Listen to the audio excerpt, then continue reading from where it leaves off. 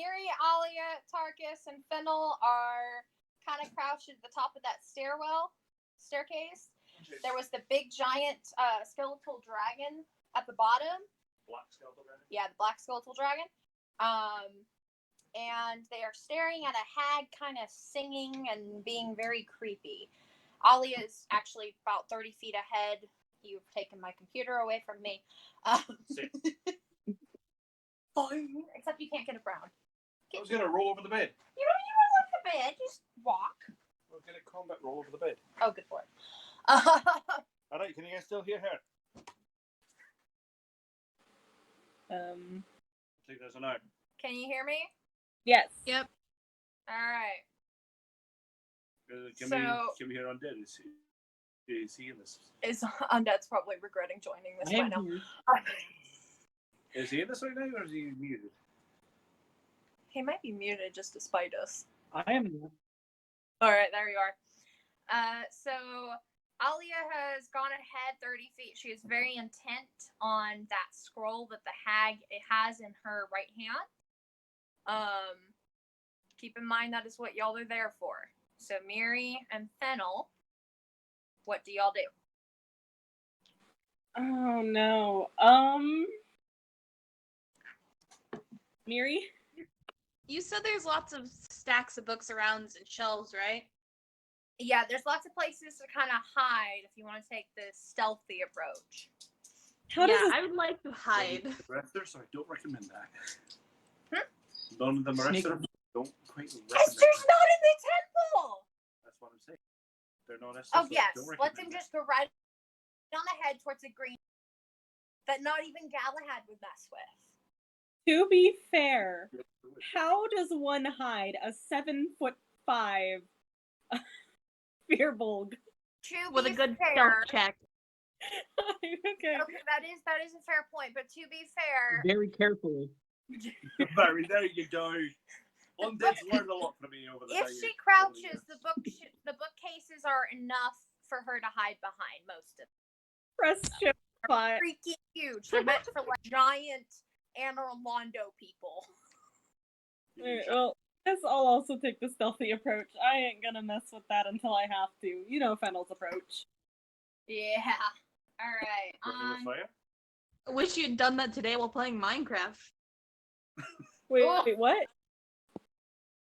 Sorry, not today. Yesterday. Freaking Brett and I were playing on the server, and she took me over to the swamp area, and off she goes, running at every single mob while I'm trying to not die, for one, because I don't have armor, and for two, keep her from dying by sniping things, but then every monster comes after me, because she goes right through them.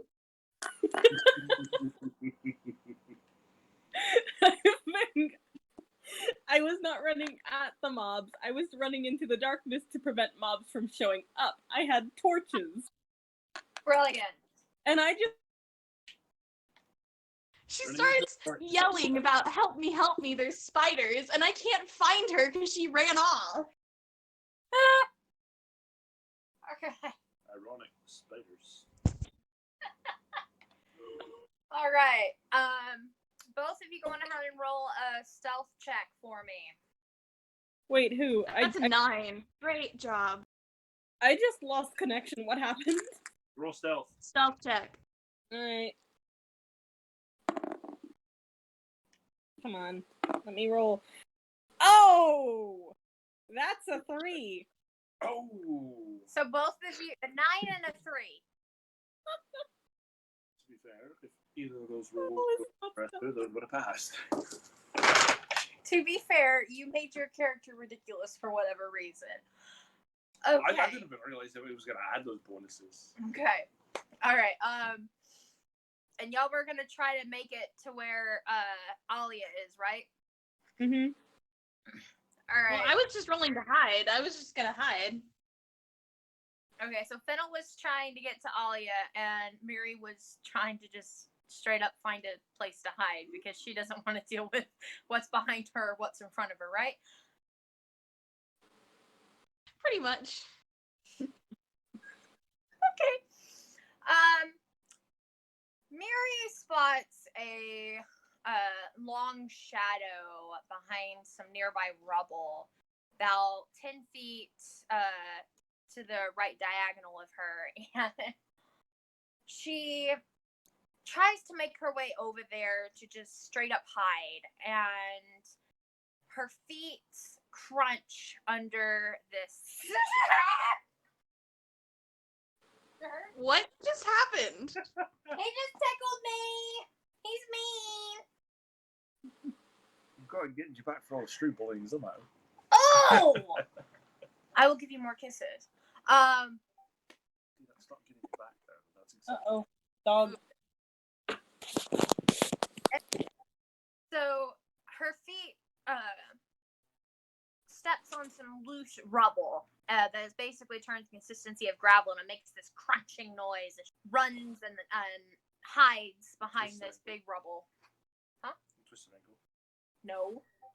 And Fennel tries to follow Alia's approach and tries to hunker down and kind of, stealthily make her way like a little wood druid. Wow. Wood elf. And she ends up tripping over her own feet and falling to the ground, catching herself. I'm going to poke your cheek. But making I don't trust you after that. Alright, fine. Oh, we lost Bread. There we go. Uh-oh. Here. But yeah, so Fennel trips over her own feet. And the weight of this big fearful barbarian's body makes everything kind of go a little bit.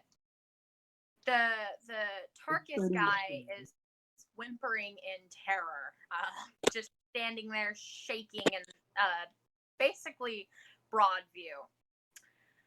And the hag stops, and her eyes sweep over Miri's hiding spot and focus right in on Fennel. Oh, hang on one second. This is bad, but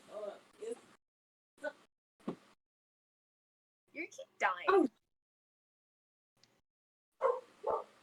Holy heck. Okay, so y'all, I'm so sorry, but like a week ago we ordered some custom-made t-shirts, and Quest. One of them has the design of our campaign with Kiva and Taffy. And it looks nice. And I just thought I'd mention that. I'm gonna wear this. Cool. Tomorrow. Anyway, so the green hag focuses in on Fennel, and she stops her little crooning singing, and she goes, "Oh, what have we here?" Fennel in her infinite wisdom looks at her and just kind of says, a fearbulg?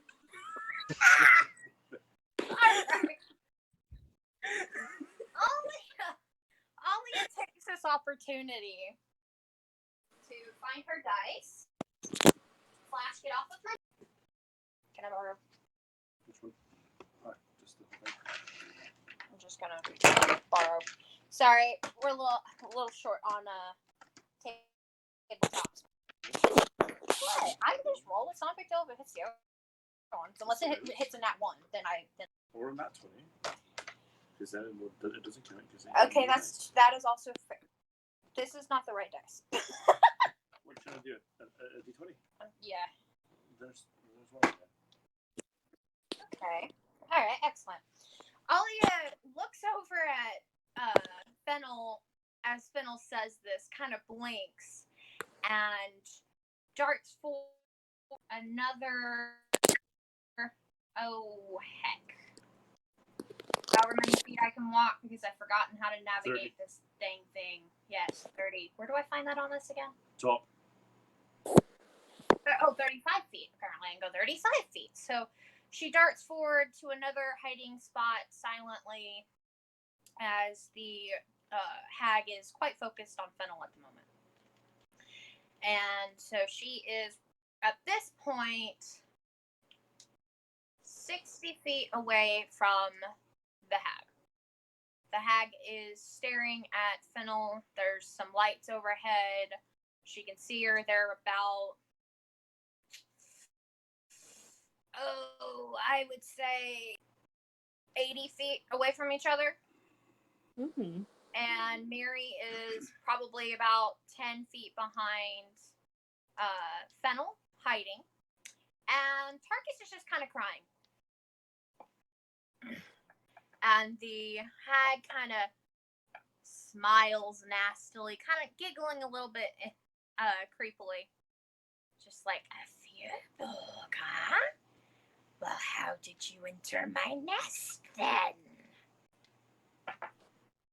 Fennel deadpans yet again with a walk. Swam. Walk? I swam. I swear. I climbed. Fennel. And then she says, and then I walked again. And I thought you were gonna say through the entrance. Just gives them the whole story. Here's the whole story. I walked, I swam, I climbed, and then I walked again, and now I'm here. May or may not have gotten bit by a snake at some point and all that, but still. Yeah. And the hag kind of hisses angrily, walks a little closer. Kind of picture her on a bit of a balcony with like a round kind of stairs going round up to it. All right. And she kind of gets to the edge, and her left hand or free hand just clings to the stone railing. There we go. There's the word I'm looking for. Question, is she still holding that scroll? She's holding it in her right hand. Darn it, okay. Yeah. No, that sucker is not being let go. It's not going to be that easy. Never is. Well, there goes my whole plan. But, I mean, you could always cut the hand off. Do you know what? Okay, I'm probably not. I'm sorry? It's funny because I'm not gonna do it. I know I'm not gonna roll high enough to do it, but Nonsense. there goes the hand. Oh, you were gonna throw it Non- at it? I'm not going to, not yet. Oh yeah. And the hag kind of hisses angrily, and she's like, "You walked, you swam, you climbed, you walked. What?" It confused the hag. Hey! The hag can take 10 points of my, damage. my mass confusion. 1d4 psychic damage. As a nat one. Oh, wouldn't that be nice for y'all? Oh wait, you're not in the temple. Wouldn't it? Yeah, it would be nice for us, but no. To be fair, I've already had to fight more than you have Yes, and you failed. on one character. And the other character hasn't fought as much. She's avoided more than the entire campaign, but she hasn't fought as much. Anyway. But at least all the kills she came across were hers. Uh-huh. So, Miri, are you going to do anything different while this is going on? I'm going to assume I'm hidden, Yes. and I'm going to stay hidden. Are you going to attempt to help Tarkus at all, who is broad daylight, whimpering and kind of sniffling? Probably smells of some urine. Maybe not yet, but maybe he's getting close. Not yet. I mean- wait. What could I possibly do in this situation that would help him out without revealing my own location? He's the coward, so he gets to reap what he sows. He's the coward, but you're the one hiding. Yes, I am taking the stealthy, logical approach to this situation. I want that to be sit in and appreciated for a minute. He's the coward, but she's the one hiding. If only Okay, I someone know had you're a trying to hair insult me there, but you cut off, so I didn't hear What it. would Galahad do? That undead? Probably be an asshole. Close. What would Galahad do, guys? Wait. Undead, you were saying something and I just you got drowned out. Sorry. I already forgot, so it's okay. Something about potatoes and some person named Liddy. No, I was gonna say if somebody had hair wisdom, you could just make him be brave. Oh, I don't think anyone in this campaign has that.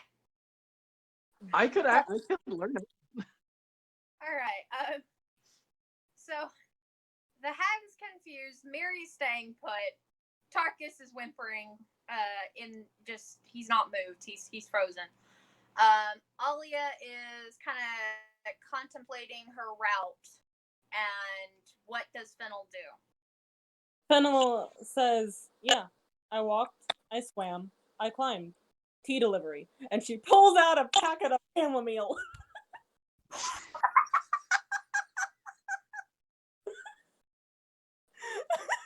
A package of tea. I Should think that should be have a her do a persuasion charisma check. check? Yes. Do a Should fucking charisma check for that one. Charisma check. Charisma check. Come on, D20, don't fail me now. Don't fail me now. 17! Oh my god!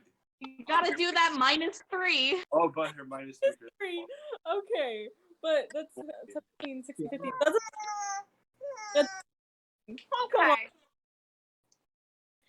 If it would have been a nat 20, it wouldn't have even mattered. Yeah. Okay, so the hag kind of looks a little. She's still confused, but she looks very. Tea? I didn't order tea, but I didn't order. What is chamomile? She looks even more confused. Very Fennel! confused, but confused. And as this is going on, come on, baby. Shit. You kind of just dropped it, honestly. Should I roll it again? You're right, I should. Yeah. Don't. Okay, to be fair, I don't like you either. What was your roll? That was a. Was the 6 or a 9? Mine. Where was the line? I don't remember. Always decided to stay put for the time being. I was just like, yeah, my DM's not really high enough right now. I'm just gonna stay put. Yeah. Okay. So Alia kind of pokes her head out a little bit and is looking, but she doesn't quite feel it's safe enough to move yet.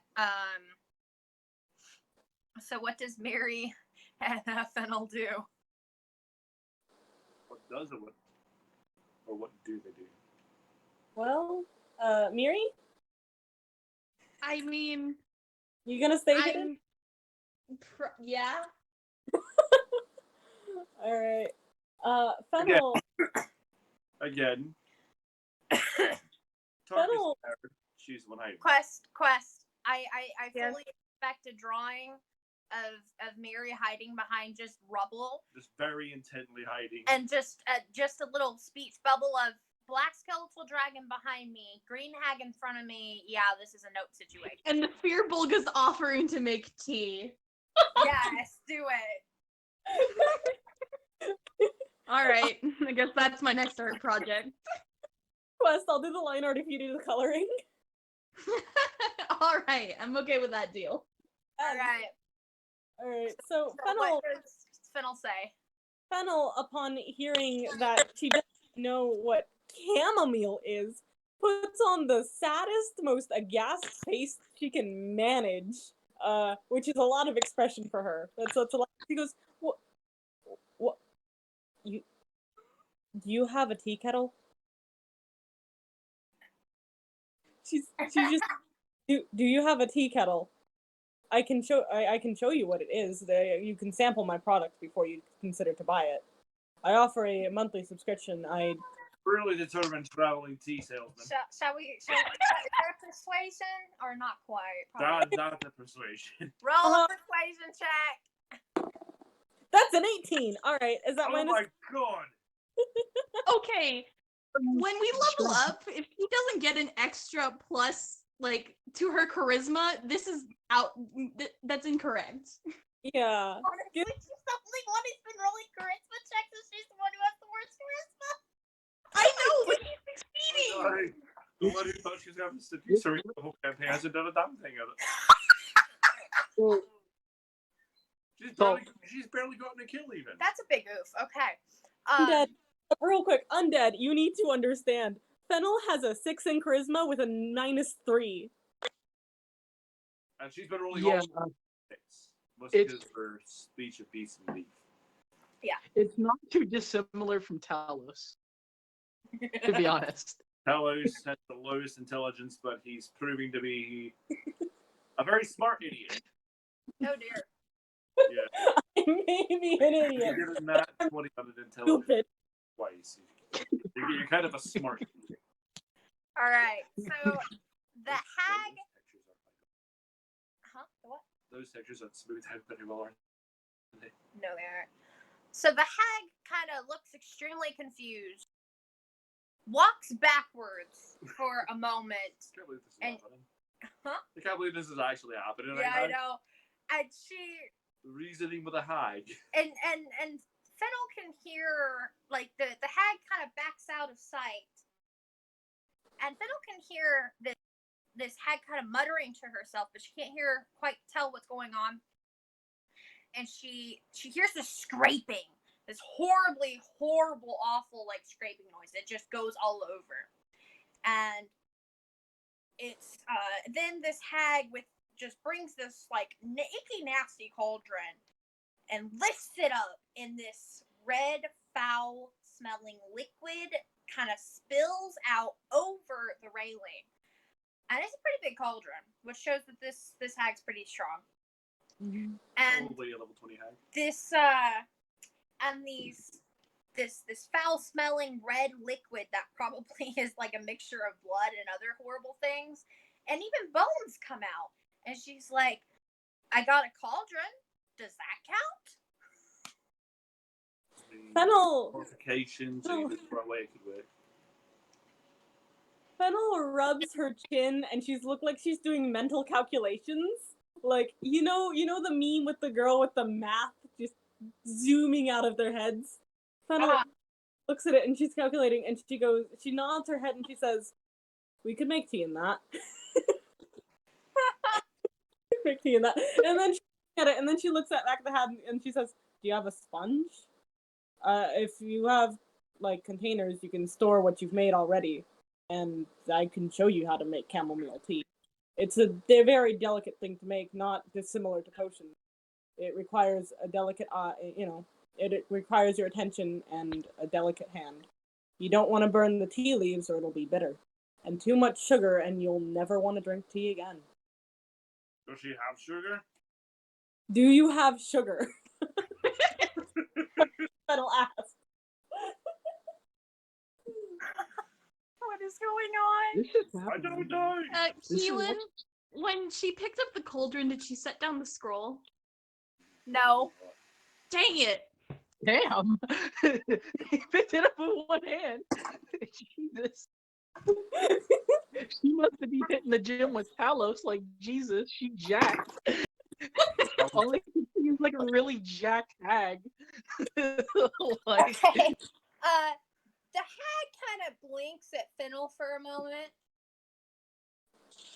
and Fennel can see this cauldron is put down kind of abruptly. You can almost hear like the stone underneath, like stone slabs crack under its weight, and she stomps, and you can't see her for a moment, and she's muttering.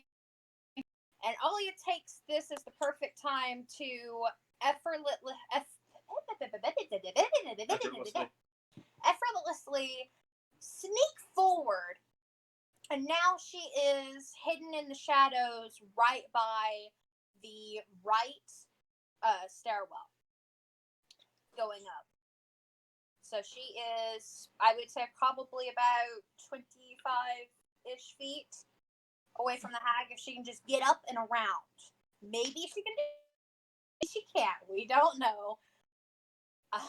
But she's going to go for it. She's going to try. You know what Galahad would say?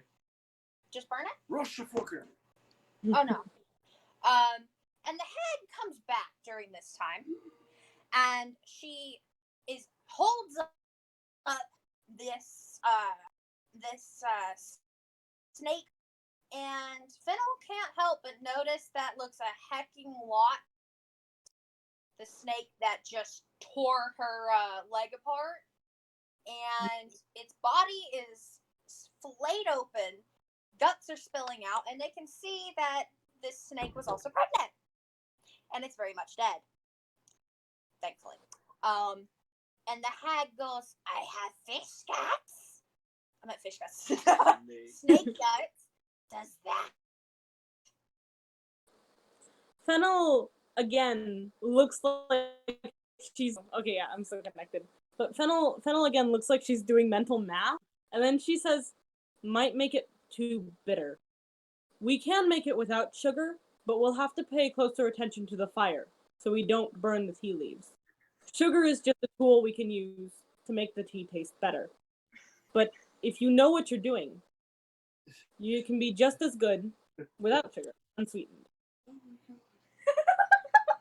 We need the broth you've already made, or can we empty it out and fill it with water?" Oh my god. What is going We should have on? just got a tea bag with artificial sweeteners. Right now. Fennel is drinking tea. Probably higher persuasion, so fucking hell. See, Wait, every time you say hag, I think like a water or a grave hag from Witcher. you see, Probably just makes this I even. was honestly gonna make it It with makes it now. hilarious. There's just like you can't reason with those things in most situations. I mean, it can't speak. This one can't speak. So. Alright.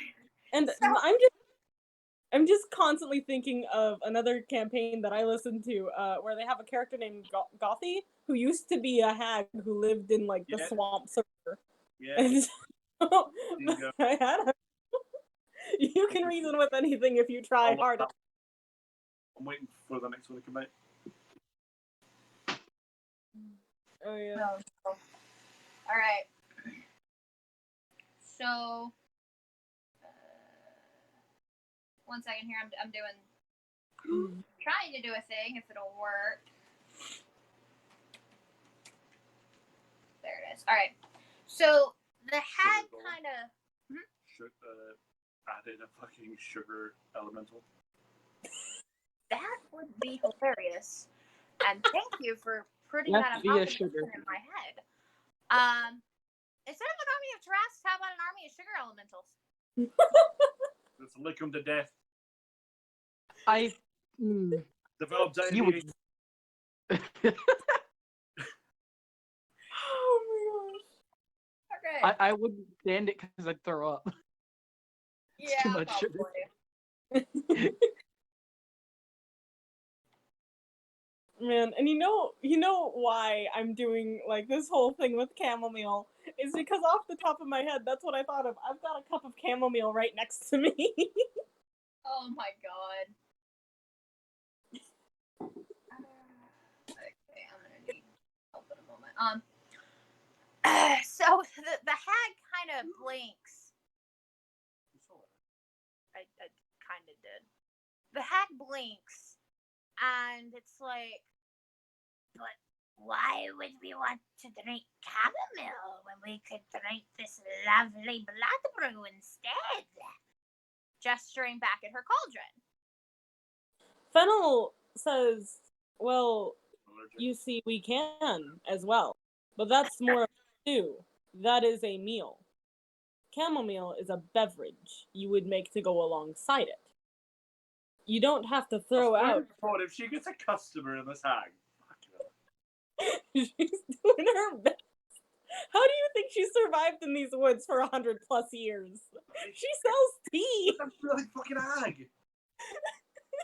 Does that mean she's You're like, reasoning going up with to the most bears? reasonably fucking reasoning. She's going up to bears. Would you like to buy some tea?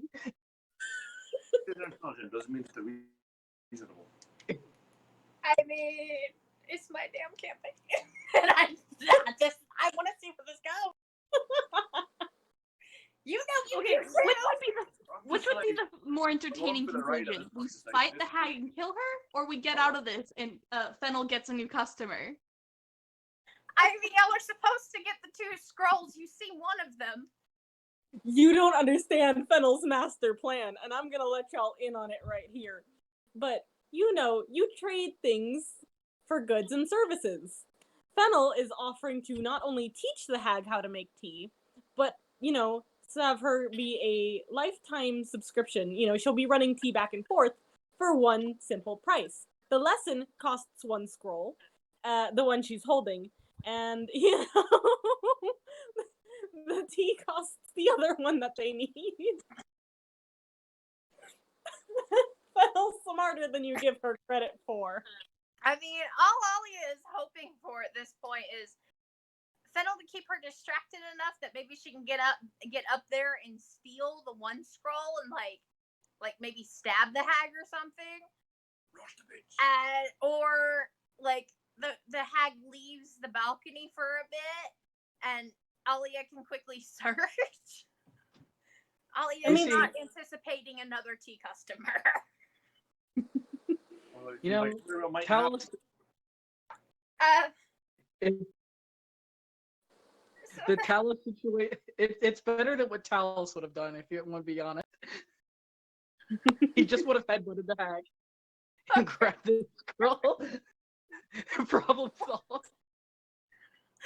Okay. In a minute, we'll switch over to Galahad and Noah, but at the moment, I gotta see where this is going. God, D&D. I love it. The hag kind of blinks and she's just like, what? But what? The food is the little humans that I bring to eat and my beasties when they're bad. Fennel looks at the blood broth then and says, but then what's that for? That's food. That's a stew, right? A broth. A stew. A soup.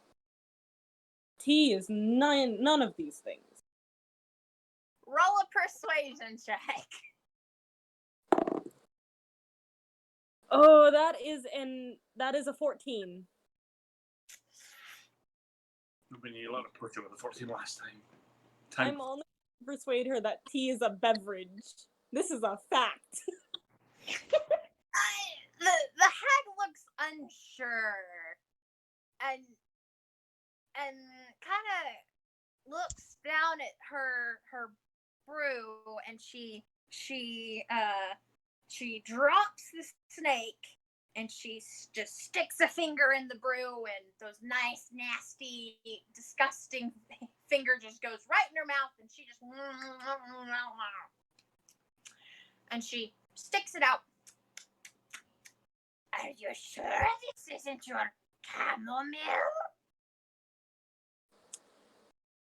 Wait, what did you say? Another persuasion. Wait, unhagged version. What did you just say? Are you sure this isn't your chamomile? Am I sure that stew is not chamomile? Okay. I guess I'll roll another persuasion to convince her that blood stew is different from chamomile. Blood brew, not stew. Oh, darn it, it rolled off the bed. Hang on. Excuse. That's an 18. Alright. Jesus fuck! Sorry. No sorry. It's an 18. And When it comes to tea, Fennel knows. How? I don't know. How? It's a 15. I got. How? Just roll with it. I've been rolling with it this entire time. You're the one I want to see where it was going. What? You know what they say about curiosity in the cat? Sure enough, your cat. You don't know if it's alive or dead unless you open the box. And no one wants to open the box to find a nasty smelling corpse. No. Curiosity cat. I prefer Schrodinger's cat. Anyway. So Fennel looks at the hag, who's just said, "Are you sure this isn't chamomile?" And she says, "Well, yes, chamomile in itself is a plant, an herb, not unlike you would find to make potions. It's just something you eat instead. Chamomile is a type of tea. There are many different varieties. I also have Earl Grey. I have what does it say? Oolong. I have some Sleepy Time. I have Lavender." Let's just roll with it. So with her. She goes still listening. After? She's just listing forever. Got it. Okay. I mean, she's gonna run out when she gets to mint.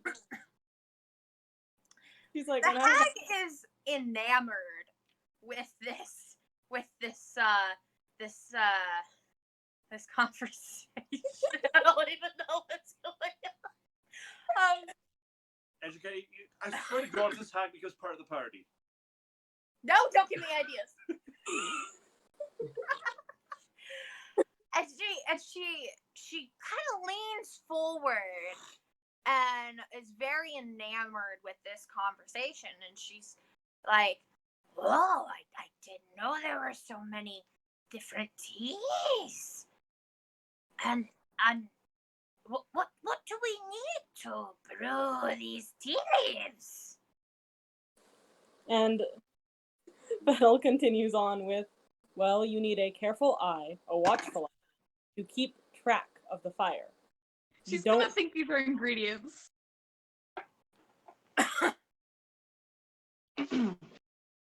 If these work better, it's the exact same number. I can't believe it's not better. That's worse. That's still a better way to roll it. Oh, really? Yeah. Okay, fine. This is a hell of a lot more random. Oh, is it? Yeah. I didn't know that. The way you're doing it is essentially dropping it. Oh. Because it's not having a lot of space to move around in your hands. Okay. So, Keelan, can I cut in real quick? yeah.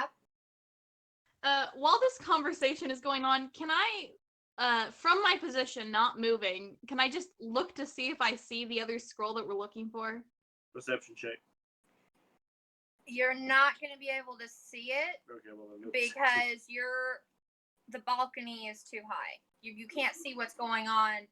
No one can see what's going on behind the hag. Wait, hello? Ah. Yeah, think of it like a balcony.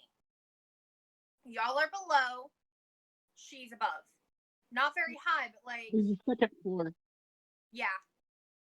All It's right, like y'all. a foundation within the house, sort of a thing. Like an upper platform, if you will. Like a little rise. Brad, Yeah. what's up? Sorry about that. I disconnected for a minute, but I'm sitting right here in front of my fish tank, right? And one of my frogs just tried to eat one of the so Oh no! so I was just like, well, they're getting fed early tonight. The circle of life. Okay. On, I guess. How is this room laid out again? Sorry, it's been a Think bit. of a kind of a so it's pretty massive, roughly 100 by 100, so 100 feet long, 100 feet wide. Used to be really just a gorgeous library, lots of big tables, chairs, stone pillars to hold the ceiling up, lined with gorgeous bookshelves that have all of them, I'd say 90% of everything is broken, rubble, fallen, lots of nooks and crannies to hide if you can, just don't step on the rubble. And the focal point is that upper balcony where the hag is. Okay, and there's a But staircase if you going were up to to the upper roll a balcony, right? perception check, if you were to roll a perception check, you might notice some other things. Okay, I guess I'll do that. Oh, that did not land on anything. That is a 9. I'm not rolling good tonight, boys. That's okay. I was rolling terribly last night too.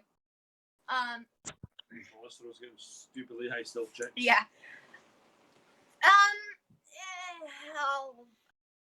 Mary kind of tries to take a look around, and she doesn't see anything other than like a hole in the wall, like 15 feet away from her. It's a pretty decently sized hole. Okay. Can I sneak over to the hole then? Stealth check.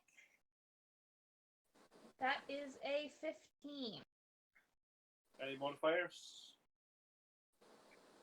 Yeah, that was with my modifier. Okay. As this conversation is taking place, Miri sneaks over and looks into the hole. She sees a crudely done tunnel and little, like, prints, like little pointy little stabs in the earth as if something walked.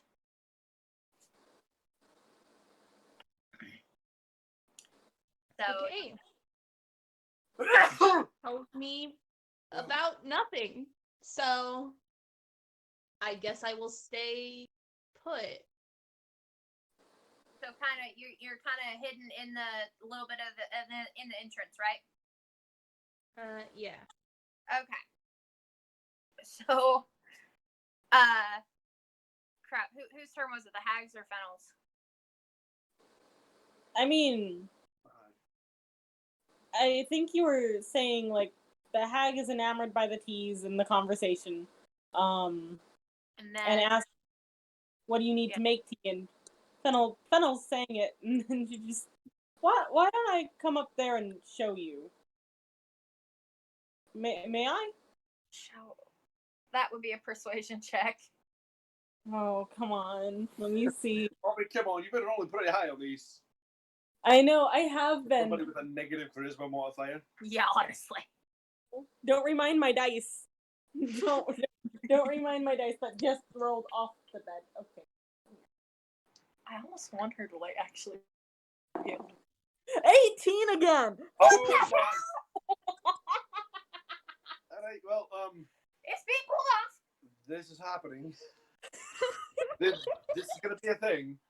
This is happening. Undead is just over there like, the fuck did I get myself into? Honestly, though, you know he is. This is like it's like it's the more it's like if Talos could didn't have to fucking roll intelligence check. Okay. She's rolling her worst stat too. Yeah. Because what? I don't. Persuasion is a what? Charisma. Yeah, it's charisma. She's rolling her worst stat. So, Fennel is able to convince the hag. The hag kind of looks and she's sitting there and she's thinking about it and she blinks and she nods. Well, I suppose that would be all right. And then her eyes kind of narrow at this at the battle axe on Fennel's back. Good. No sharp. My little beasties don't like sharps. So Fennel is welcome as long as she doesn't bring her big sharp axe. All right. She nods her head. Sounds fair enough. And she takes her battle axe out and she lays it carefully on the ground. And then she picks it back up and she considers, and then she's like, is there some, she's looking around for a better place to put it. And then she just shrugs, sets it carefully back down on the ground. And then she even pulls out one of her hidden hand axes and puts it down.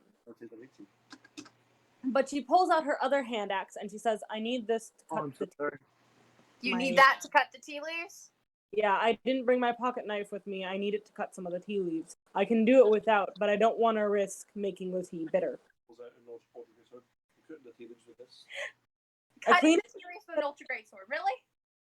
No. That's ridiculous.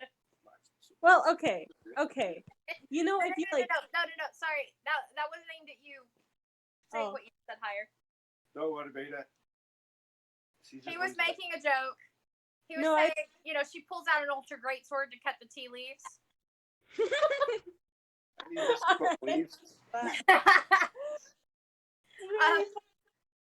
Okay. Oh yeah. They call this a pocket knife. So. Fits my pockets of holding. So the hag kind of, at this point, she really wants to know what this tea is. So she nods eagerly and waves her forward. Yes, come along. And as this is going on, Alia looks at the stairwell and then looks towards the back where like a bit of a where she might be able to climb up to the balcony, but she sees that it's quite lit up. There's quite a bit of not really good place. So she quietly sneaks and kind of gets up this little hill rubble. Like she just kind of think of a broken pillar, like nice good chunks of it. So she's able to kind of clamber up it quietly. And she peers her head. She peers her head up and she's looking. She sees lots of tables filled with things. She sees a couple of packs. She sees some loose papers. She might see the scroll, but she's not quite sure. What she does know is she's just gonna stay for a moment and watch and hope that Fennel knows what she's doing. So, alright. So Fennel's gonna walk up, right? Mhm. Okay. As Fennel does that, I think let's go over to Galahad and Noah. So Noah, Undead, you there? I am here. You ready for your crazy shenanigans? Oh boy. I mean, you signed up for it. You didn't have to join. This is true. You did not have to join. So, all right. Noah is, he has been traveling towards Pazloon. He comes from across Vista's Edge, small town that really no one has ever heard of, from a place that no one has heard of, because I need to figure it out. Continuing on. And so he was accosted traveling through the mountain, through this cave, and he was traveling with someone else when someone kind of ran up to them, freaking out because something had ogres. Ogres were attacking this caravan of travelers, and Noah Noah and this other person ran up to help. The other person was one shot by a very angry ogre, and Noah was knocked, unfortunately, into the wall, and he fell unconscious. You have just woken up. You're in a cage. It's a metal cage. If you look in a moment, I'll upload kind of a bit of an idea of what it might look like. D&D maps, if my computer would like to work for me. It won't. And your hands are handcuffed behind you, and your head kind of hurts a little bit. You don't have any of your belongings on you, and you see around you this, like, an encampment of lots of tents, there's some patrolling wolves about. You can see some ogres chained, also in much larger cages than yours. You see scouts, you see orcs. The scouts are all of various humanoid races. And it's very much a little bit of a beginnings of a militia. And you're all kind of around this big tower. But there seems to be like stakes of a bit of a there's stakes around this tower going around like in a circle as if to, okay, watch out, don't go. You've been awake for all of like 5 minutes. No one has approached you. Nothing. You're just very quiet and watching. And you can see that there's some commotion coming from the entrance of camp. And you see this ogre has a ranger slung over his shoulder. Ranger is looking very worse for wear. And his hands are bound as well, but they are with rope. He's wearing all black, and he is unconscious. They open a cage right beside yours, and they toss him in very unceremoniously, close the gates, walk away. Is it what time of day is it right now? Like Just as a curiosity. It's nighttime. We're gonna go with probably 8:30, 9 o'clock. Yeah. All right, so I can pretty much see everything what's going on in the camp because dark vision. But I'm gonna look over to the. There's bonfires and torches and stuff. I'm going to look over to the unconscious ranger and see if he's and ask if he's awake. Are you? Fuck. Come on, Jay. Hey, I you. don't know if they can hear you right now. You're being kind of quiet. Pretty sure they heard that. Alright. They just started laughing. Okay. Well. I mean, he just got there. I doubt he Yeah. Yeah, I don't think Galahad's quite awake yet. He's getting close. Because but... if he was right now, he would be very violently bashing that cage. So Very violent. he gets no response, is what I'm gathering. You know how violent he can get. Yes, this is going to be bad. You also know how violent his sister can get when she doesn't get what she Oh, wants. please don't remind me. I'm terrified. Oh, God. Do I know what? I was going back. Yeah. Anyway. I was initially gonna find The fire handcuffs bolt look a into bit where like it- that, but there is no keyholes. I was initially gonna be firing a bolt into where she kicked. Oh boy. By the way. Lovely. And then the 2 cages kind of in the camp. So you don't have any of your belongings on you currently. They were taken. Galahad? Noah did not see any belongings on him. Now, Noah could... Yeah, but for when Galahad wakes up, so I know. Yes, they were. Damn. Make it so he did it with his hands. Yeah, so you could roll a perception check. You could Mine's still roll... I Did they mean... even get the dagger? Uh-huh. The dagger that he hides? Where does he hide it? Boots. I know, a little stereotypical, but still.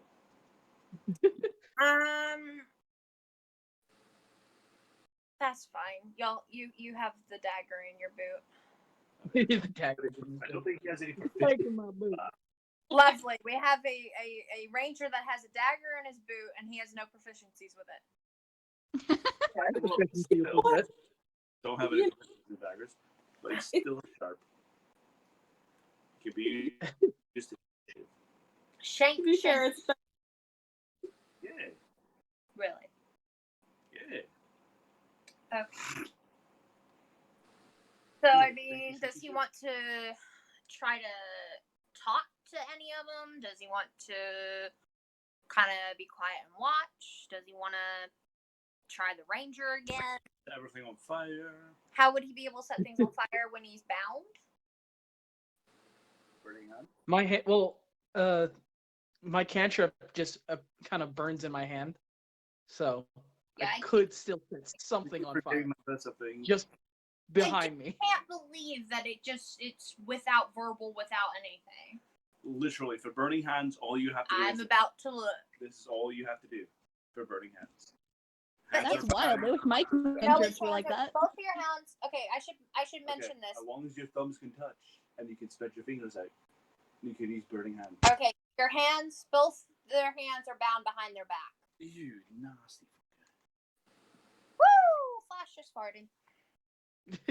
The point is though, as long as your thumbs can touch it and you can spread your fingers out, you can use burning hands. Produce flame. Oh, yes, produce flame. Okay, that's Yeah. a little bit different. No, he was talking about something different, Undead. I was talking about burning hands. Literally, all you have to No, do I is don't put have that. your thumbs together and spread your fingers out.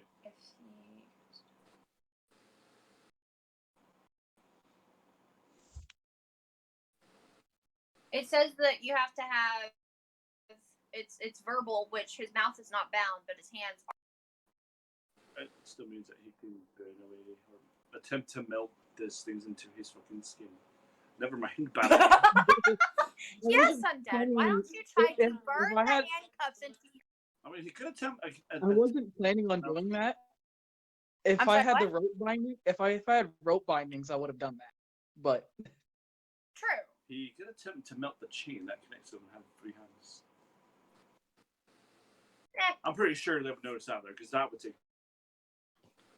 So, what does Noah want to do? I want to see what else is around me in the current area. So, Okay, so Roll perception. perception. all right. I'm gonna go into the other server real quick. Hold on. Gotcha. That's right. Yep. Quest spread. He doesn't have a set of dice still. Perception. That's fine. Right. How? I rolled a 10. I have a 10. You have a 'cause- 10? Yeah.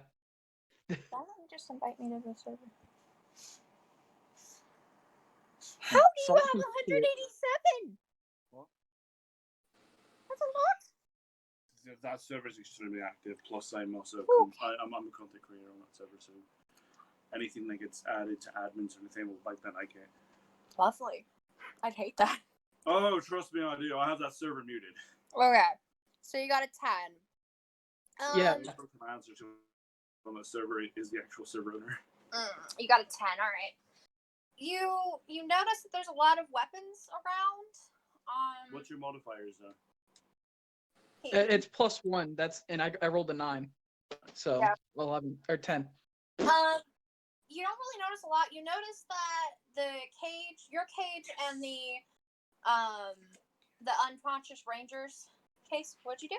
Chucked it in that window and killed the top player on their team. Nice. Didn't even know he was in there. Just chucked it. Nice.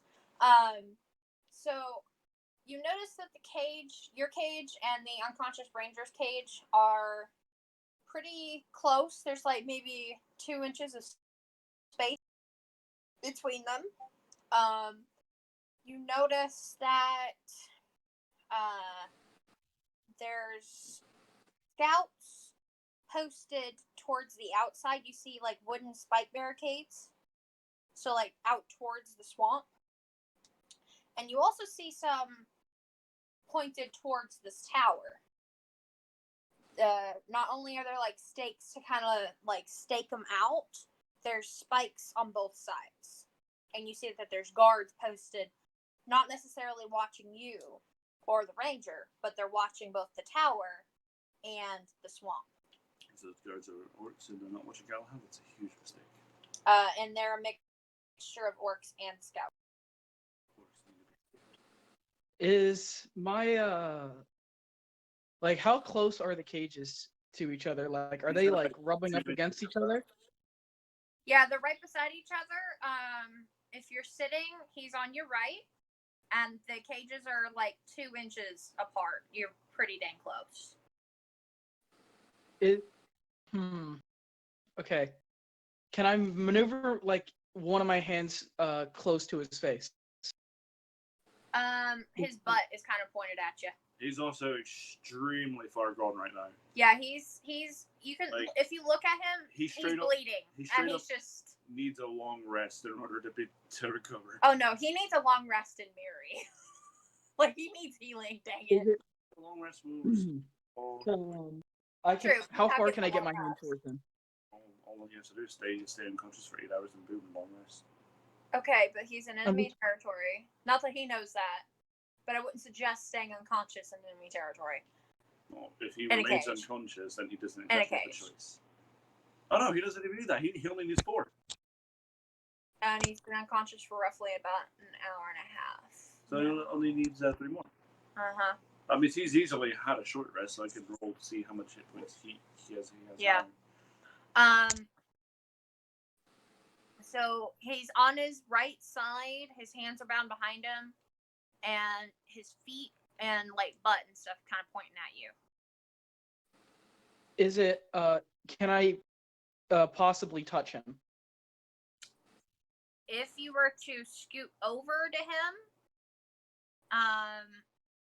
you can kind of reach, but again, your hands are bound behind your back. So potentially, if he wakes up and you both kind of coordinate, you might be able to do something about his binds. it would burn him, Because not being stubborn. but you might be able to do something about his vines. I was thinking if I could use produce flame to sort of cinch him and wake him up. Very ill advised if you want your throat to remain in one piece. Yeah, violence and Galahad go hand in hand. Or maybe instead of waking him up, like you kind of do some sparks by him. That might be I'm gonna try to make some sparks using produce flame. All right. Hush! Meow. Meow. That's the wrong thing. Meow. All right. So, okay. So in this case, got to roll to be able to do it, essentially, right? Should he roll a d20? Can I just pick a number? Yeah, mostly be does he succeed in doing what he's doing, which you would decide the threshold for that. But it is a d20. Yeah. Okay, yeah. Go on ahead and roll a d20. I'm gonna go shut my dogs up. Also, what's that specifically? Or am I just rolling? Just roll a d20, and she has to decide what the threshold is for you to do what you're trying to do, and not absolutely watch the stuff. I'm pretty sure I get it because I just rolled a 19. Nice. Okay. Threshold is gonna be a nice I happy rolled- 13, but you know what? That's gonna fine. be a nice happy nat 20.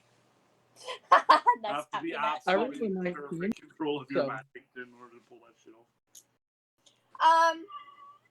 So I'm not made a 20 with modifiers. Noah kind of scoots and kind of turns in the direction of Galahad. His hands are bound behind him, and he focuses, and this flame starts to come up, and just some sparks. The sparks kind of come up, and it singes the little patches of grass. Now y'all are kind of on a muddy terrain. It's very damp. Excuse me. Hush! All right.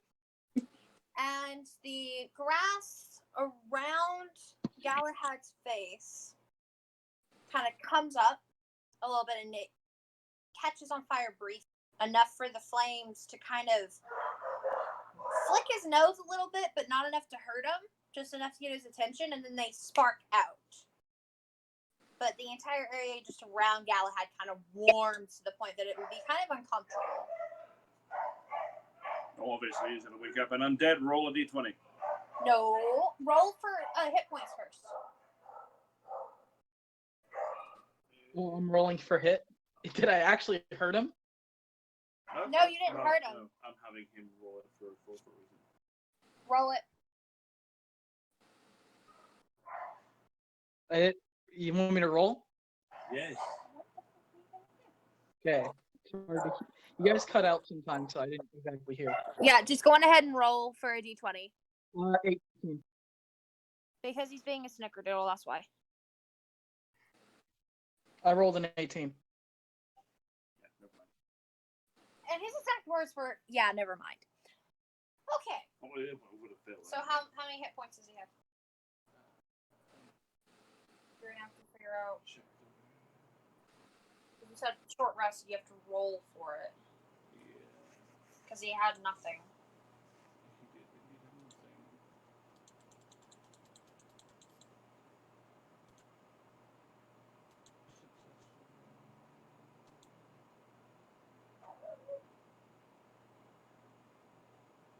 Did we do that incorrectly?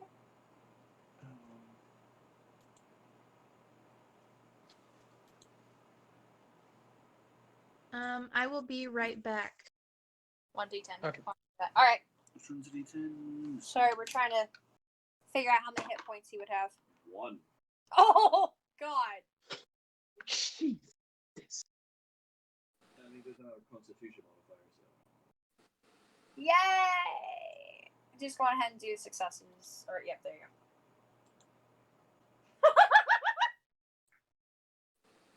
Esther is gonna murder him when she finds him. Never underestimate Galahad. Especially now that there's orcs involved.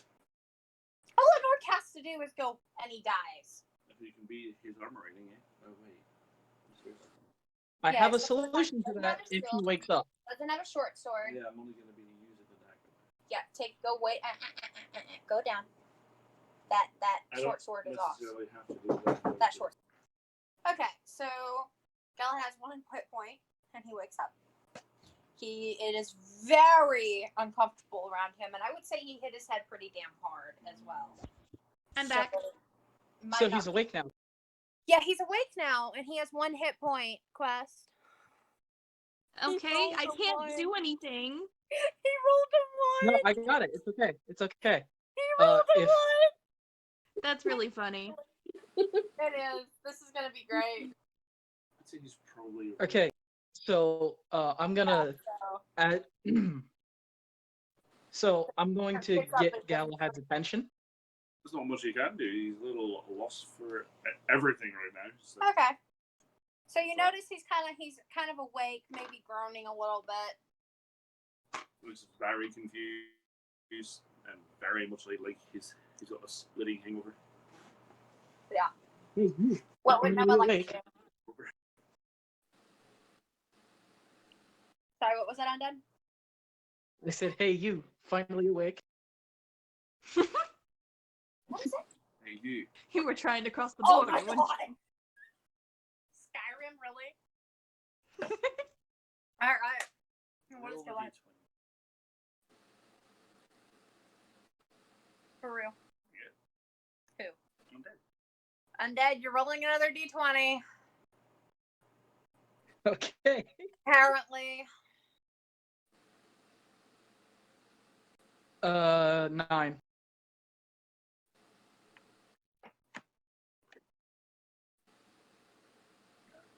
Does he have any influence? Intelligence modifiers? Oh, intelligence. Yeah, apparently you're doing Why that. don't you guys? No, it's Okay, he wants to be a it- snickerdoodle. What do you think? What was it? It's an 8 then, -1 intelligence. boy. Oh. Sorry, not What am I sorry. rolling intelligence for? Because he's being an asshole. That was a failed save. Okay, but you didn't. You're not telling me what I'm. He's gonna do There's mind information sliver missing. because he's being a douche. Is it lethal or unlethal? I'm going to specify non-lethal, but it's only a full 6. So basically, you woke Basically, up I'd give it grumpy a and took it out on the maximum first rating. person you saw. Yeah, basically. It's freaking Galahad, guys. Person who. I'm really regretting not having a Tarask at this location just to smack him in the face. Don't worry, he's not going to do any damage because I'm specifying no damage. He's At just least doing it's the first time he's ever successfully done the spell. I mean, this is the first time he's actually tried doing the spell, to be fair. He just says it to piss me off. Yeah. Oh, concern. No, concern and piss me off now because you've done it so many times. It's like the boy who cried wolf. Except this time. Yeah. Okay. Except this time the wolf showed up. Galahad casts this bloody mind sliver, and Noah's head is instantly pierced, and it's just freaking painful. He has a giant ass migraine now. Yeah. Oh. Okay. Yeah, it's the worst he's ever had. Oh, no healing for you. Oh. And then, interrogation. What are you and where are we? So he just. Because he does that for interrogations. Oh, he does this for interrogations. Wow, no wonder nobody likes him. Unlike his sister, who just. Kicks people in the balls. Anyway. His sister likes a much more direct approach. Alright, so you're now being interrogated, Noah. Galahad's going to go ahead and demand answers from Noah. Not even asking. Demanding that Noah tells him who he is and where the hell they are. Fortunately, Noah I don't know where we are. It was Galahad's probably too entirely confused to realize that in unnecessary. the cage right now. So I figured They're both in a cage, Yeah. but not the same one. Galahad's probably too confused to realize that they're both in cages. Okay. So what does Noah say in return? That was entirely unnecessary. I don't know where we are. We are in a cage. Please don't do that again. Please don't do that. He's polite. Galahad isn't. All right. It's funny because Noah could flick him and Galahad would be out. This is so true. I could kill you with one paper cut.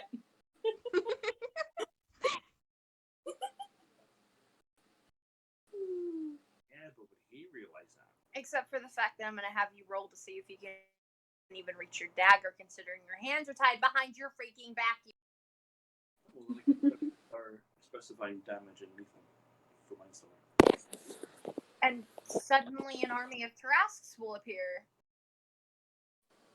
Along with Cthulhu.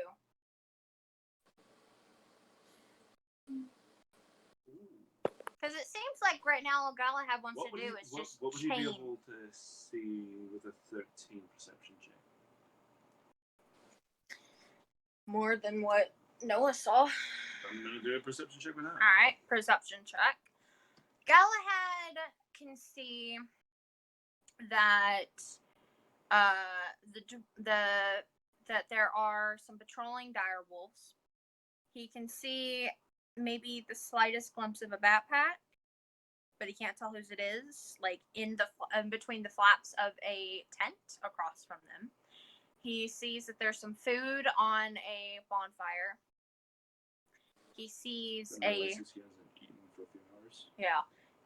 He sees a quiver of arrows kind of with a bow tucked, just kind of leaning up against a log. The fletches look somewhat familiar, but he can't quite place why.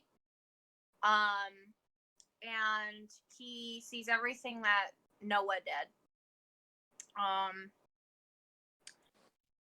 And he can also see that there's two chained ogres a little, like, probably 30 feet away from them behind the tents. I'm also going That to look angry. assume that he now sees that Noah is in the cage. Yes, and obviously he's in a damn big cage, and he does not have his weapons, and Romulus is not there. And that this poor dude that he just gave a bloody mind sliver to was trying to help him out by waking his ass up. How would that have helped?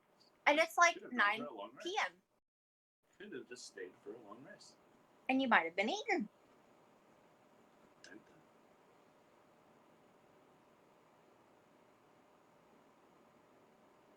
that. Oh, Noah's just having a pleasant day. Well, now that Galahad realizes that the other guy is in a cage as well, he's going to say, I'm not apologizing. And typical Galahad. That's fine. Until you do, I'm not healing you.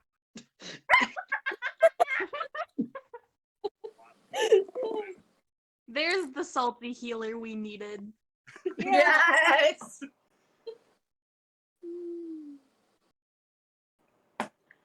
Alright. Attempted to fill that role, but Miri's too nice. Yeah.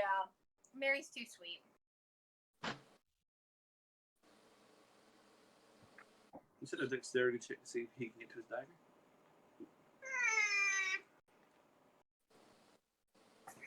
One minute here, let me. Would it be fucking physically possible? Do you mind that he is an elf? Okay. They are dexterous bastards. Yeah, go right ahead and do a dexterity check. It's gonna be high.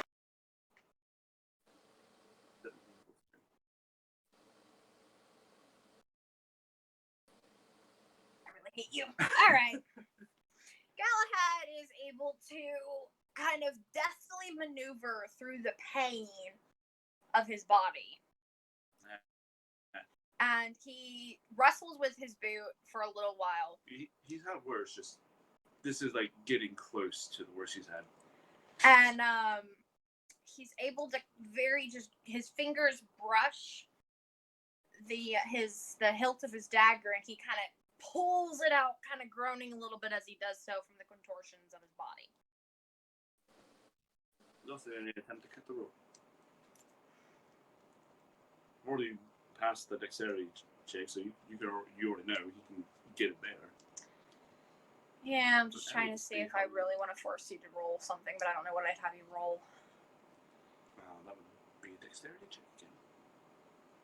Go on ahead and see if you get an at one. Let's see if I got that one. 13 plus. The rope takes a little while because he's bound pretty tightly. And he narrowly misses cutting himself a couple times, but eventually Galahad is free. But he's still in the cage. Mm-hmm. So you're free, Noah's not. Yep, and yet does Noah have a response to that? What's Noah going to say to Noah's just still trying to recover from the literal brain blast you just gave him. So he's not even paying attention to Galahad. I'm assuming Galahad can see that he's very clearly in mental pain at the moment. Oh, yes. And suck it up, that was even the worst I could do. Galahad's going to go and say to Noah, suck it up, that's not even the worst I could have done. Oh.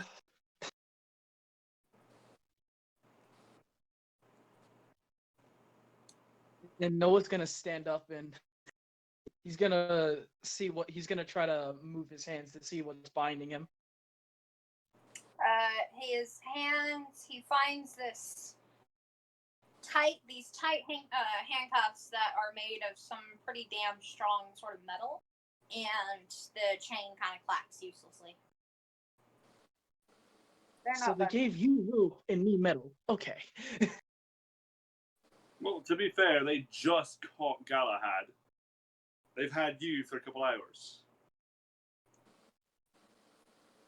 Oh, really rolled out the red carpet for us paladins, don't they?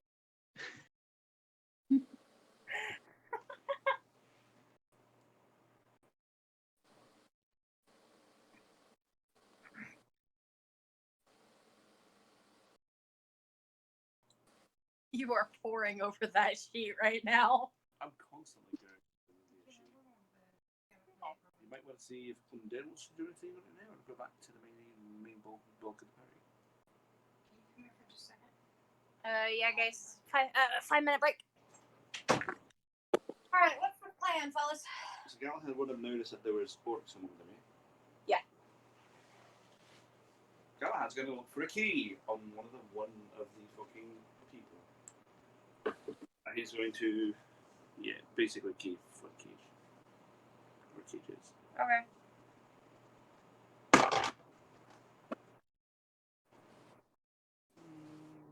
No, you can hate this. Not 20? That one? I said hate.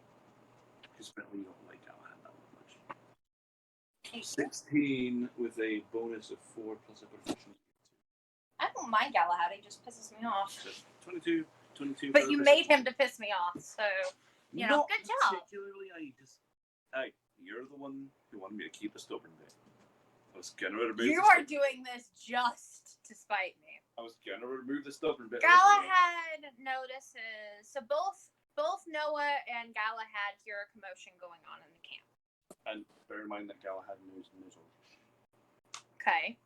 So the orc says something in a language he can understand it. Does Noah know Orcish? I know Primordial, but I don't know Orcish. There's some orcs in the party. There's like a party of 6 kind of gearing up. They're not heading out toward the swamps. They are about to go into the tower. And this little group kind of gathers around in the clearing in front of the cages. They are not paying attention to either of you. The Probably orcs, for the best, 'cause, the orcs say in Orcish, we will be the ones to succeed. You know, the others, they were weak. We will succeed. We will find this tower's secrets. Galahad notices, no, it is not. Galahad notices that one of these orcs that is right now crossing the line, like going past this barricade, that one of them has a key clinging to their belt. And both of you understand and can see that there's 4 orcs, 2 scouts. The 2 scouts are extremely nervous, and as they cross the lines, they're muttering, "Crap, I hope we don't die like the others. I hope we return." So the guy with the key for the cages is going into the tower. Fantastic. What makes you think it's the only key? It's just the only key that he can see. Actually. So I can't see the key, right? But or No, we both can see it. you weren't really looking for it. Okay.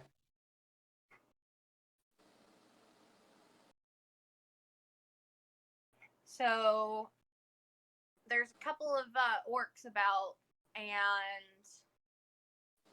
they've got weapons, they've got all this stuff. They're not paying attention to y'all, and they all watch as this group disappears. Galahad's also going to be slipping that dagger back in his boot and sitting back there in the corner pretending his hands are still down. Stealth check. Okay. I mean, you said they're not paying attention, but eh? Hey, if he's trying to do that and he trips or something, they'll freaking notice. 14, 16. Galahad notices this, and he quietly slips his dagger back into his boot and sits, and pretends that his hands are still bound. Orcs and scouts don't pay any attention, and they're watching anxiously, muttering amongst themselves about. Also mention that he sits on the side of the cage that's closest to the other cage. Okay, so he's sitting by the closest, on the side where Noah's cage is, and both of you can kind of hear little mutterings about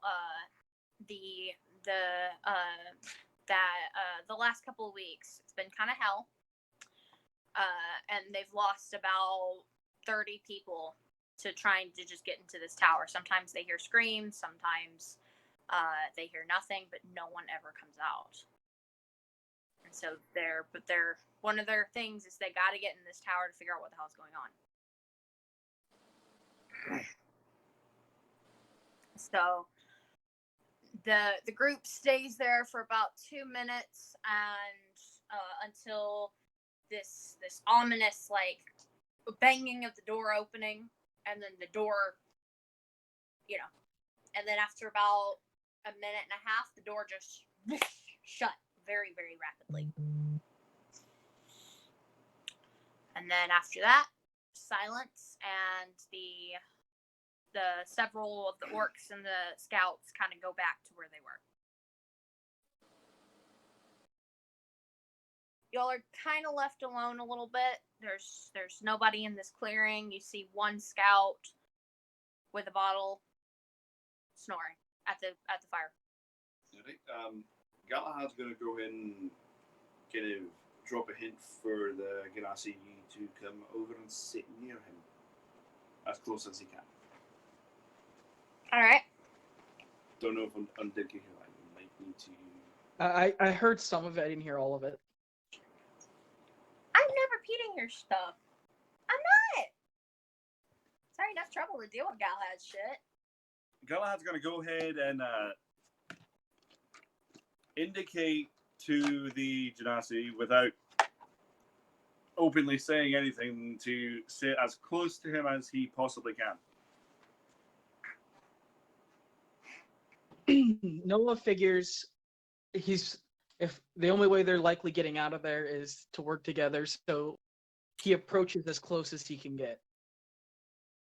All right, and Galahad's going to go ahead and ask in a bit of a whisper, have you ever done a jailbreak before? No, I've never gotten in trouble like this. He's gonna say to himself in Elvish, "Fantastic. This is gonna be hell." And then he's gonna go ahead and say, "Well, one of us is gonna have to convince one of the guards who has the key to the cage, to these cages, to get close enough for me to do something about it and get the key." Well, Noah is going to respond. I do know I can get one to approach if it's an earshot. That is much as I can do. If he's not awake, it's not what I can't do anything. Galahad's gonna emphasize, we need to make sure he has the key. If he doesn't have the key, if he can't make sure he has the key before my blade stops his heart, this is all for nothing. So if there's only like one scout nearby, right? Yeah, that y'all can see currently. Can Noah Can Noah see if he has a key on him? That would be an investigation. Roll an investigation check. With disadvantage, because you can only see him at one angle.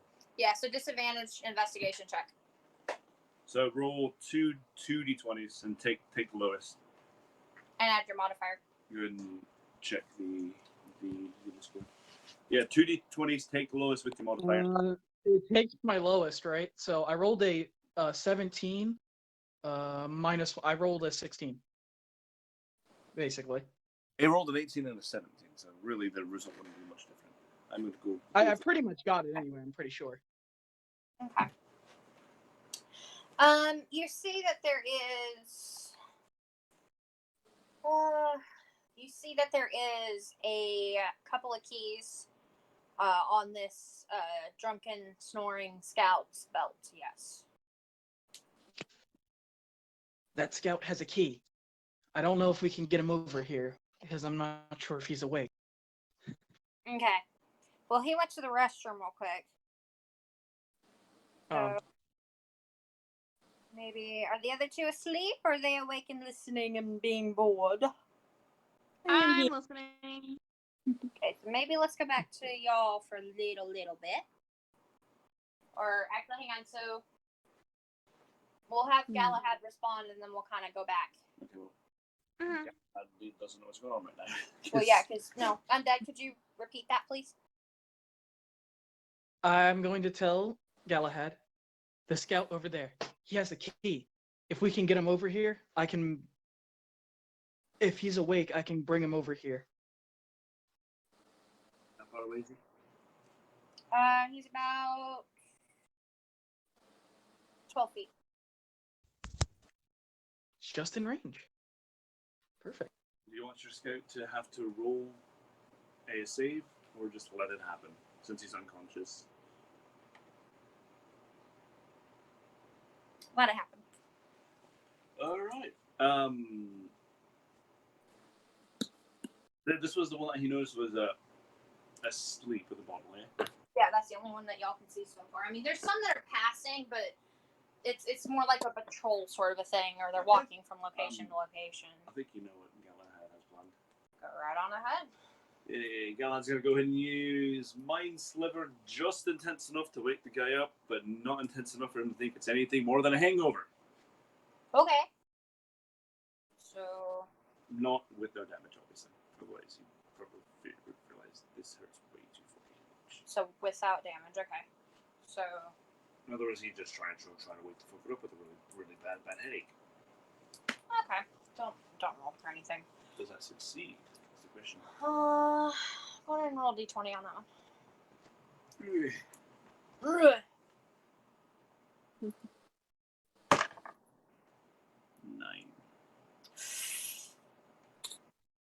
It does not work.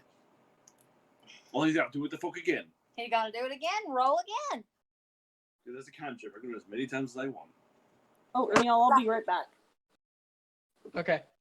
13. Oh, excellent. It takes him a couple of minutes. Well, this guy's gonna have a headache from hell. Jesus Christ! You just hit like 2 Mind Slivers back to back. Well, no, the first one didn't hit. No, it hit. Just didn't wake him up. Okay. This kind of jerks forward, and he falls forward a little bit, just kind of on the ground a little bit, and he is his head hurts, and he looks at the bottle and he just goes, "Shit!" Tosses the empty bottle in the fire. The clay breaks and the fire whooshes a little bit with the alcohol. Okay.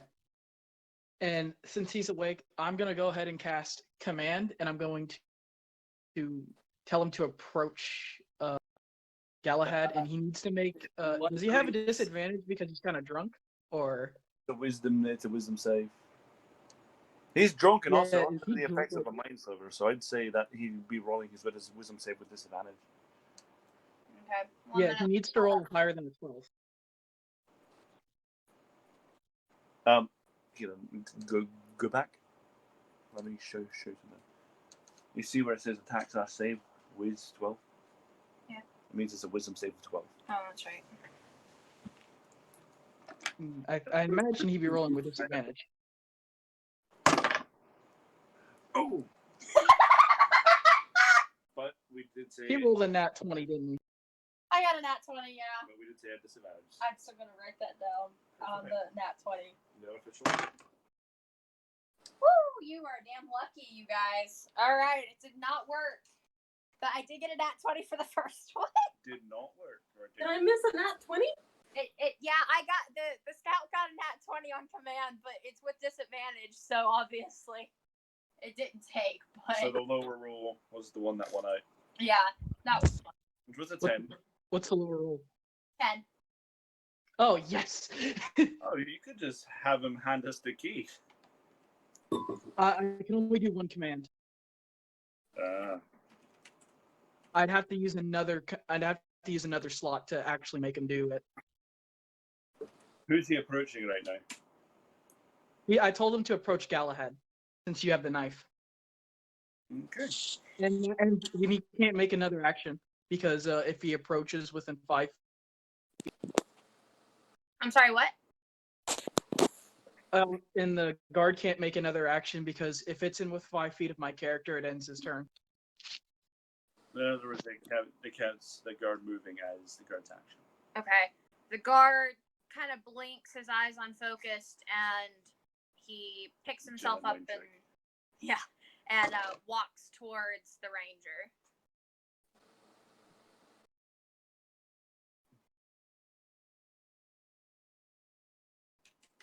It's up to you now, Noah says to Galahad.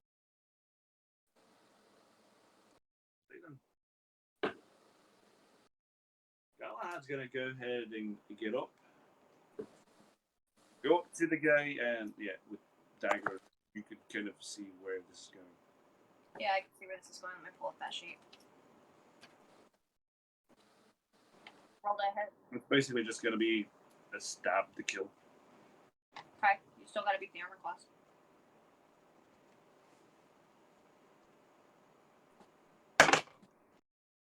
Seven. 13. Galahad. Huh? Yeah, you're looking at the wrong sheet. Why don't you put that sheet down for right now so you don't get confused? Just minimize that one.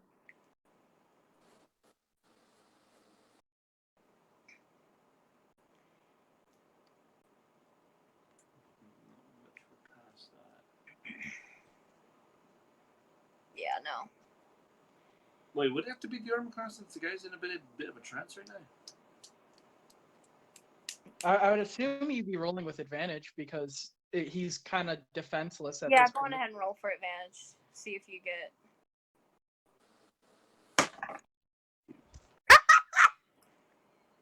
He got a 2 and a 7. No, sure. Oh dear God. Okay, make him roll another. No, you've already committed to this action. I have not yet committed to the action. Go ahead and have him roll for another wisdom save. Really? You told me you were gonna go and do the stab, and now you're taking the stab back. Never fully committed to it, so that's what I'm wanting to do. Clearly, my roll And then you did. All right, fine. All right, so what? Wisdom saving? Yeah. Really don't like that 9. Barely takes. It worked. It barely takes. So, Because he has to beat an intelligence check of 9. okay, so He had to roll 10. Yeah, you have to beat the intelligence check. You roll up to it. I thought I the took intelligence it check as takes. they have to roll Armor a class 9 or works- higher. Armor class works that way. They need to roll over the save. Then they should have a 9 plus. Hmm? That really doesn't make sense to me, but fine. Either way. Yeah, let's just make that headache much worse. Non-lethal? Oh no, he's going for killing the folk, Alright. which makes that a 3. Whoop de Points of damn psychic do. damage. Oh, you'd be surprised how quickly psychic damage can add up. Whoop de damn do is all I gotta say. And then from here, what can Noah do? I'm sure Noah's got a couple cantrips up his sleeve. I have one cantrip. Which It's produce flame, and I can't really use it to attack because my arms are still bound. yeah, that's right. Galahad's on his own. And he gets a 1 hit point. This is gonna be great. Yeah, it is going to be great. But will the guard really realize it's more than just a bit of bad? Is the guard Because the guard is still drunk. okay? A headache doesn't change the fact that you're drunk. So what's the guard do? Now that he has a much more splitting. Is he still by the cave? Oh, the guard knows. The guard knows. Alright, so the guard gets up to Galahad. His eyes kind of clear as the command spell dissipates. Just in time for him to get hit by Galahad's Mind Sliver, apparently his favorite damn spell ever. And the guard kind of doubles back in pain, just, shit, and he is quite aware because his nose starts to bleed. And his eyes he opens his eyes up and he kind of glares at Galahad. And he's like, you asshole, Let's see essentially. if Galahad can do something here. And so the guy pulls out his short sword. Hold up, 15. Would you say intimidation check of 15, 18 would pass? Because Galahad's essentially going to say, I've done that without even touching you. Give me the key. You might live this. Give me the key Of and how much? run. It's an A what? 18. Give me the key and run, and you might survive.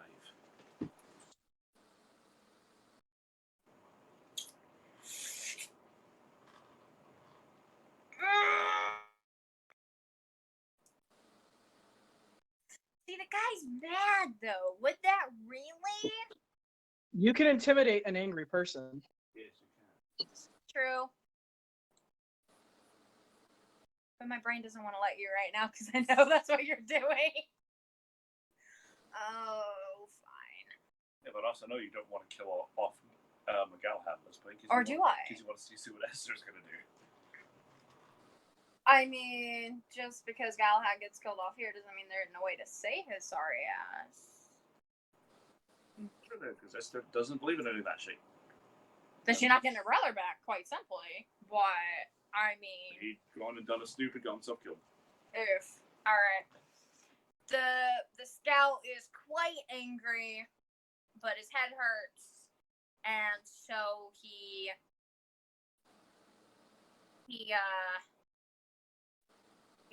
quite angry, and he kind of kicks at the cage, and he's shaking the cage, and he's quite angry, and the short sword is kind of clacking against the thing. He's basically just really pissed off and wanting to punch Galahad.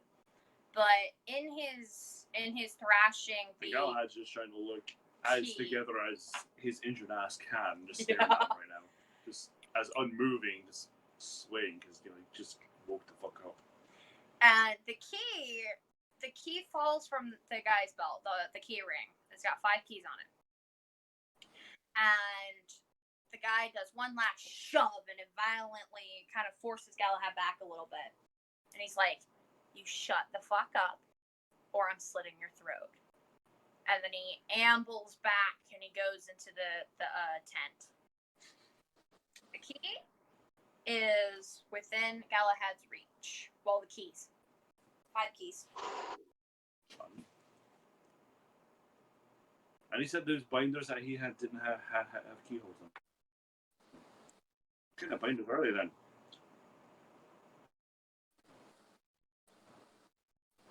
You didn't send a picture of them, I suppose. Seemingly, there seems to be no way to force them open. Yeah, but you did send a picture of them also. I said that's their likeness, just without the keyholes or any sort of that. But that's kind of what they look like, yeah. So, obviously, he's probably going to grab the keys, Obviously. and let himself out. Galahad's going to go for the key. And yeah, open his cage, contemplate it for a second, and then go open the other guy's Go on cage. and roll stealth for me.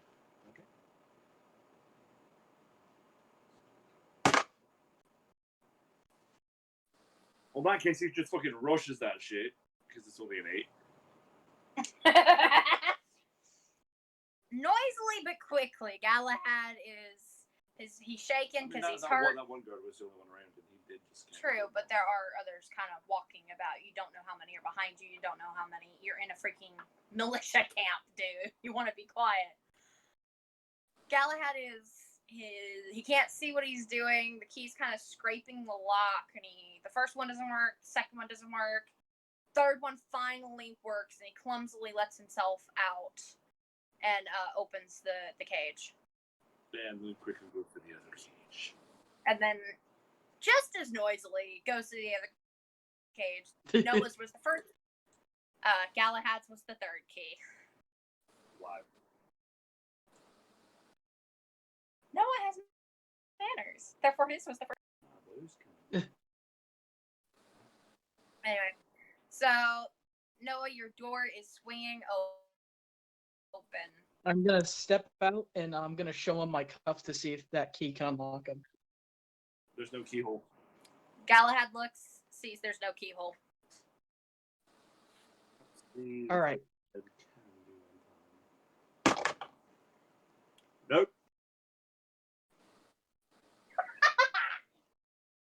What did he just do?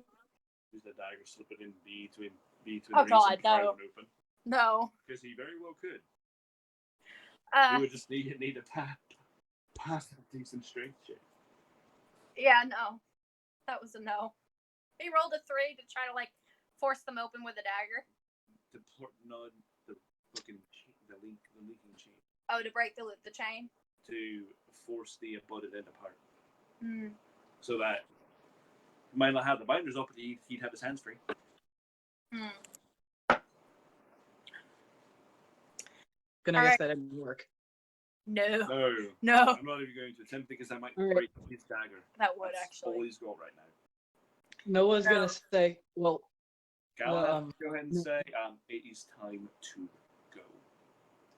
It's time to go? Remember, he's stupid, but he's not an idiot. He's stupid, but he's not an idiot. All right. So Noah nods and gonna ask Galahad if he needs how are his injuries, if he needs healing, because if he dies, it's gonna be pretty hard to escape the camp with his hands tied behind his back. And what's that? Yeah. Could you start that over? Sorry. Noah's asked him, "Do you need any healing? Because I haven't really got a good look at your injuries." Galahad's going to begrudgingly say, "Yeah, that'd be nice." And Noah's gonna sort of move closest to him, and he's gonna touch his leg, and he's gonna use lay on hands to heal 9 hit points. Yeah. Nice! He's now back to full health.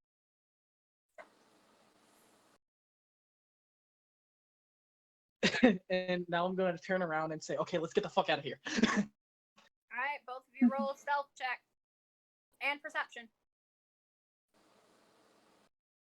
do the perception first. Okay.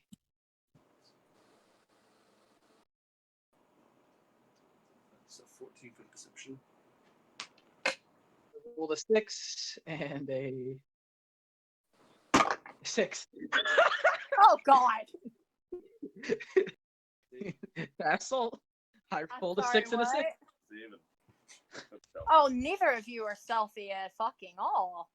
Well, I mean, it's technically they're both 7s.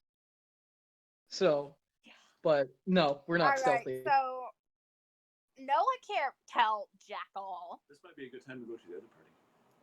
This might be a good time to go to the other party. Noah can't tell jack all. Galahad notices that there's several backpacks around. He. If Galahad can get his sword and his shield, it's over. But he doesn't. He sees. Okay, if he can get a short sword and a shield, it's over. I mean, there's a bow and some arrows. They're not his though. That's better than nothing. And he sees that there's 2 dire wolves approaching the path. And he sees that shit. I dropped my D20. I'm an idiot. But he does see that if he approaches past the dire wolves, there is the opening to the swamp. But the problem is both of you are quite noisy. And Galahad notices Galahad notices that there is a scout and an orc kind of looking around, and both of you can kind of hear them going, "What the hell was that?" And it's in the tent behind your cages. Galahad's going for that bow. I'm pretty sure I can do a thing. Is there a place for me to hide? Like something I can crouch under or crouch behind? You could crouch behind some nearby crates. Do a strength check. See if you can break those fucking chains. I was gonna. So what I'm gonna do is I'm gonna crouch behind a crate and I'm gonna try to just snap the cuff. Ooh, what he could do is use his fire to weaken the link and then reduce what the strength check would. I don't want to burn my hands potentially, so I'm gonna try this first. I mean, you can go on ahead and roll a strength. Watch him get a nat 20. Those links should get snapped. Then you're stuck with this cuffs on. 16. Plus 2. So I rolled an 18. The cuffs do not budge, but you hear this little noise as someone's going, and that's all you hear. I'm going to say hello. Silence is what you get. Magical bite. Okay, so and now I'm gonna try to I'm gonna. Oh, when you said no key, I kind of was. I'm gonna try to snap the cuffs again. Roll another strength. It's a nat 20. Natural 20. I'm not kidding. No, I rolled a nat 20. Nice. The cuffs do not break. So, You strain and you strain and you strain, and you hear this annoyed, "What the fuck are you doing? Stop it! Stop it! Stop it! Stop it, you jackass!" And it just goes, and the curse words flow and flow and flow, and Orc and the Scout come wandering around because they hear it. I don't know if you heard this, but Galahad went for that bow. Yeah, he picked it up, but it's not as strong as his, so... It was at a short or long bow?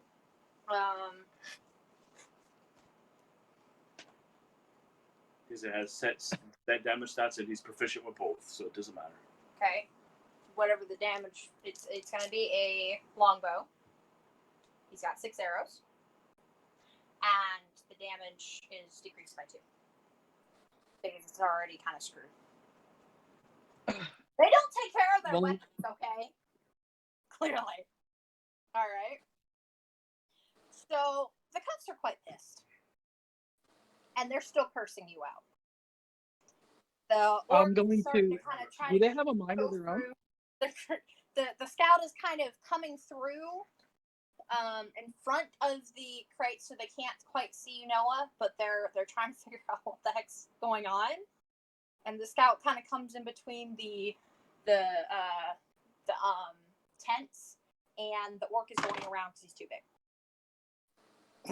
You're going to I'm going to quietly whisper I'm sorry, what? to the cuffs. I'm gonna have Noah quietly whisper to the cuffs. Can you talk? Can you? And the cuffs keep cursing him out. You bloody dimwit! Yes, I can bloody talking. You bloody! You just stop! I was taking a nap. You ass! try to persuade Okay. Urban then. I'm gonna ask the cuffs if I'll leave you alone if you unlock yourself. The cuffs are like, ha! Very funny, dude. Roll a persuasion check on that one. That's funny. 11 plus 4. I got a 15. 1 second, I'm trying to find my damn notes. Oh wait, no, in my notes. It's I gotta go to my homebrew. That's right.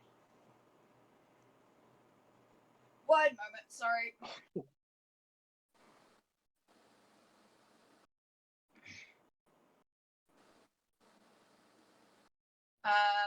You got a what?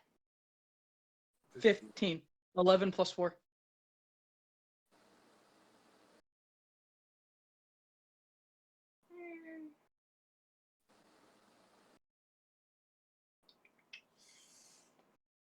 Unfortunately, that is not high enough. You've pissed him off. There's 2 different modifiers. The cats scoff. They are quiet, and they're like, yeah, try again, lad. I ain't doing jack.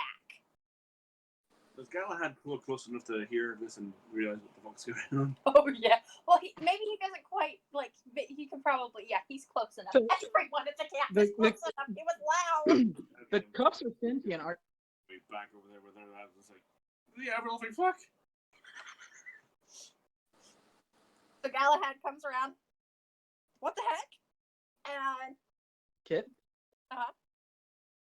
I'm going to cast command on the cuffs and make them unlock themselves.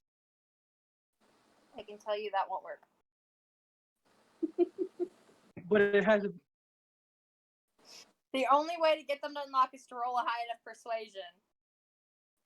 But you're not able. Yes, you're only able to do it once it's every not 2 is it turns. undead?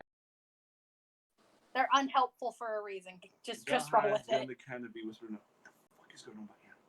I don't think he heard you. Galahad's gonna whisper to know what in the ever-loving fuck is going on back here. It's supposed to be as quiet as possible. I know we've been failing so These far. cuffs are mad at me because I try to break them. Excuse me, what? Yes, these cuffs have a mind of their own. They will not listen. I need you to come over here and try to persuade them to unlock themselves. Mind you say. That won't work either. Persuasion only for a reason. Well, yeah, he's gonna go ahead and try to tell them, hey, I need you to unlock me. Help us out here. Come on, roll a d20. He just put. He only has d20 on.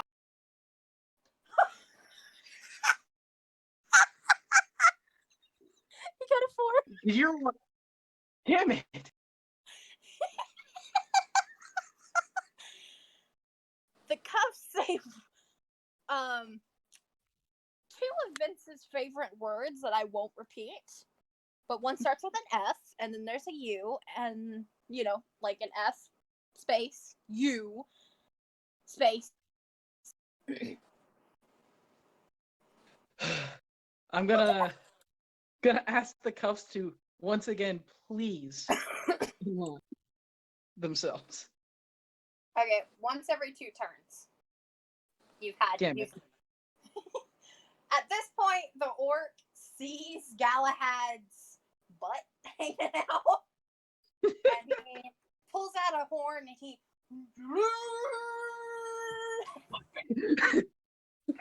Galahad's gonna realize, oh, that's an orc. Oh, this will be fun. And you can hear about 20 to 30. There's just so many you can't actually count. Well, yeah, if he doesn't have any hope of escaping quietly anyway, might as well go down the place glory. Or, you could run. That is a thing. I'd have to be able to do a thing with the dire wolves first, otherwise they would run the stuff up down. Maybe. Maybe not. You're fine. But maybe if Galahad rolls a very quick perception check, he might find something.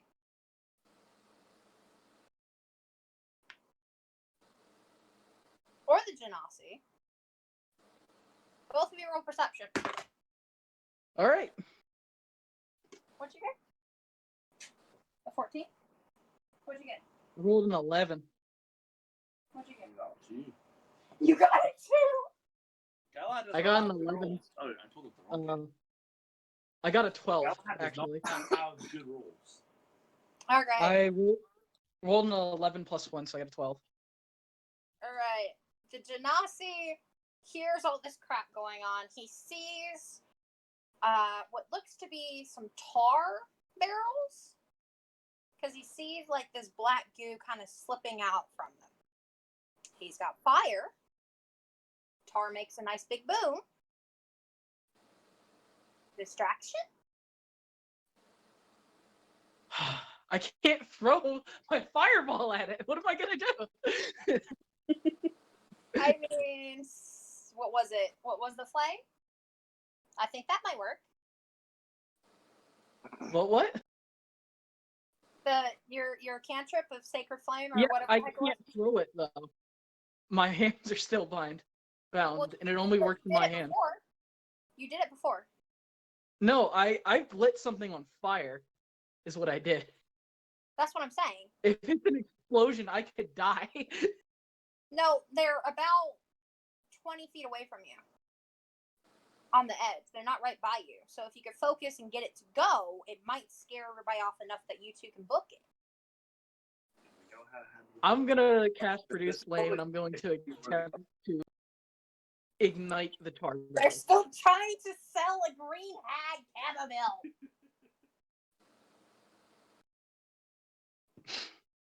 Yeah, but maybe So I'm gonna cast Produce Flame, and then stupid.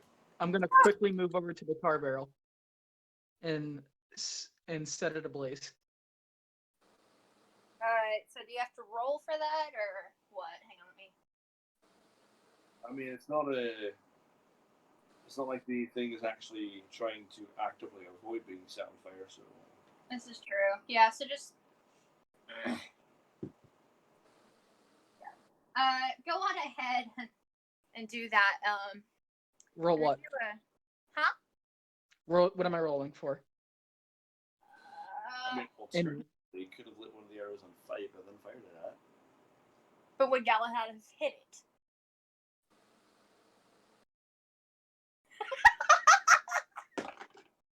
Not likely. What did he get? You got a nat one. Okay. You got a 5 nat. Galahad's having a really bad 5 day. plus 2. Okay. So Okay. you want me to roll Roll it- to see if I actually get there and set it on Roll fire? a d20, yeah. I got a 9. I don't know. Am I using like what stat? So if I just in case I have a modifier for it. What are you trying to do? See how big I'm trying to How big a boom? see if I can set off the tar barrel. How much gunpowder is there? There's some TNT around. Mhm. Or you roll that one. I roll that one.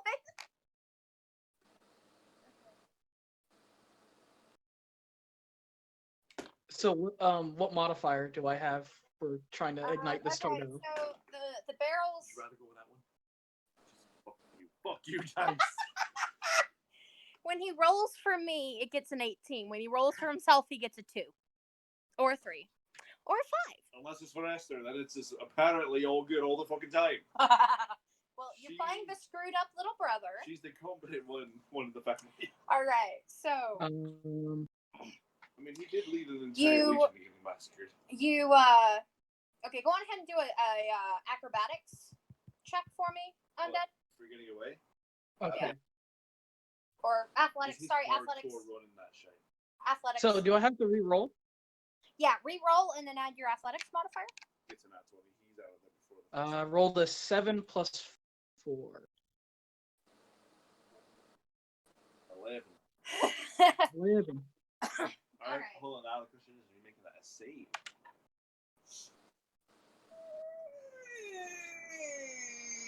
More of just see how singed he gets. So quickly I mean, if run it's- over if there. I mean, he is resistant to fire. This is true. So- So I mean, but are his clothes? I think I could still die though I'm from sure trap. he'd be perfectly fine running naked from a camp full of people who want to kill us. So you Galahad would be fine with that at this point. just two people running naked from. We still need your gear. I mean, you have your gear. This is true, but you know, so you I go don't- over wait. there and you focus intently, and a little flame sparks on the little bit of black goo that's been trailing down one of the barrels. Oh, the handcuffs are going to hate that. Because they're going to get caught in that blast. Yes, they are. And so, Advantage of whoosh, persuasion. You don't want this to keep happening. Come off. whoosh, and the tar just takes that flame greedily, and you're already turning and running.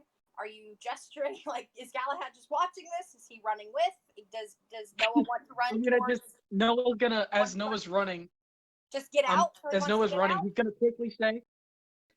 quickly say, "Get the fuck out of here! It's about to blow." So maybe Galahad runs up and grabs him and starts dragging him towards the exit a little bit. Maybe is he gonna do that? Oh, you know, that's a 9. I'm just saying, identified a 9 as a 6. Okay, so thought. Yeah, and while they're fucking running, he's looking out for any short swords or shields along the way. And With did a you roll perception, perception? perception of 15. And yeah, he's just gonna grab and run at this point. All right, so It's not gonna be the shield he's used to, or the sword he's used to.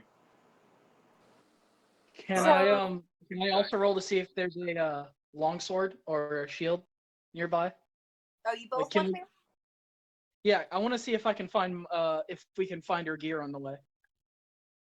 Okay, you go on ahead and roll. As well. Galahad's just going for whatever's available at the moment. Yeah, you won't be able to grab anything, but maybe Galahad might grab two.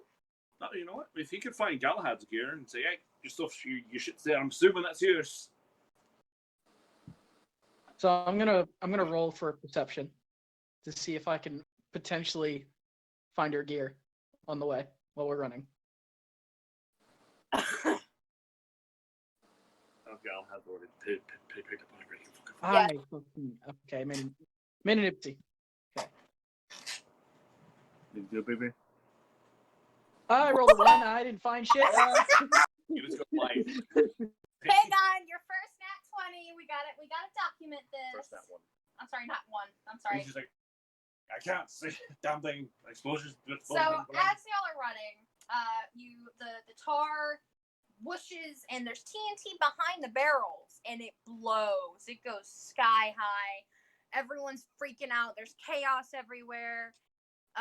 The Genasi starts running. Galahad gets over there. He just grabs onto his arm and yanks and runs. Galahad sees that there is uncharacteristically. okay, but all right, whatever. They're running together. It was useful. He was useful enough. Okay. And Galahad sees a sword and a shield. Why don't you go ahead and roll a dex?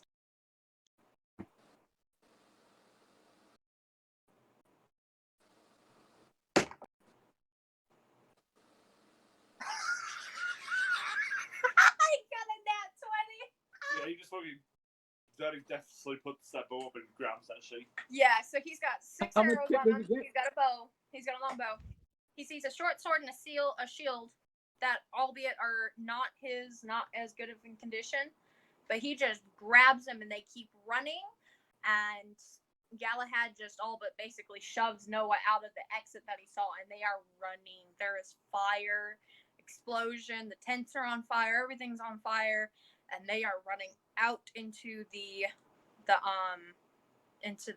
mire.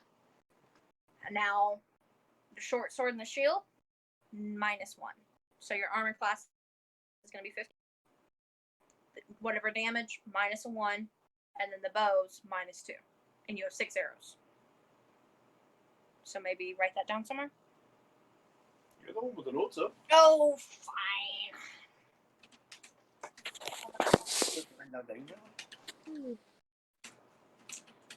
All right. So as they are running, we're going to go back to the other party now. I didn't realize I have none of my gear. Yeah, neither of you have any of your gear. Assuming that she just heard that Well, Esther was able to hear that explosion. no, y'all are a little ways away. Okay, so what did I keep Okay, but, from like, after I got Little ways captured? away. And she's not Out of curiosity. Romulus yet, because they haven't left the temple yet. They're bartering with the hag right now.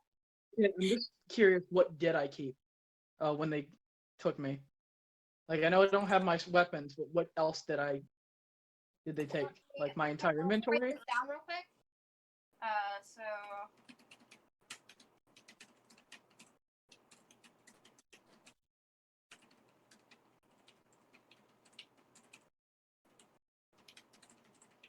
Okay. Let me see here. What did you keep? Okay, you kept your amulet, kept your clothes, kept your chainmail. But so I just lost my sword and shield. No, you lost your. Yep. You have your water skin, and that's it. So, like, you lost everything else. Because I would presume it was in your bag, not on your person. They just took your bag and your weapons. Okay. Yeah, so I mean, you can keep, like, just make a note of what you do have, like, in extras or something. You know, No, don't I take could it just away, but, like, yeah. Like, your bags no, are... but I can manage my inventory within D&D Beyond, so I could just take it. Yeah, no, what I'm saying is, well, yeah, I mean, as long as you remember what you had before, because you will hopefully go back for it. You know. I'll just unequip it. Yeah. And if we ever come back to it, I'll just equip it again. Or Yeah. if I find. So you're both running into the dark, and Yep. as they're running into the dark, and the murk and the mire, Fennel is walking up to make tea with a hag. Yep, as per usual. I mean, what else is she gonna do? Yeah. It's the only logical course of action. So Miri is standing in the opening. As the hag is focused on Fennel, the merchant guy Tarkus kind of goes and hides, and he's shaking like a leaf. Alia is watching this intently, hidden in the shadows. And Fennel is walking up to a big hag. Yep. Let me see. What does Fennel have on her? She's got her tea, of course, but let me see if she has anything she might be able to cook the tea in, aside from that nasty cauldron. Think about it this way. She obviously likes whatever she cooked in there. And you don't have to drink the tea. That's fair, but I don't want her, just on the off chance that she goes, what if it's poison? Here, drink it. I want to be That's able fair. Fennel to say, yeah, okay, and take a sip. She's not gonna drink nasty blood water. Blood water made from people, too. Blood water made from people.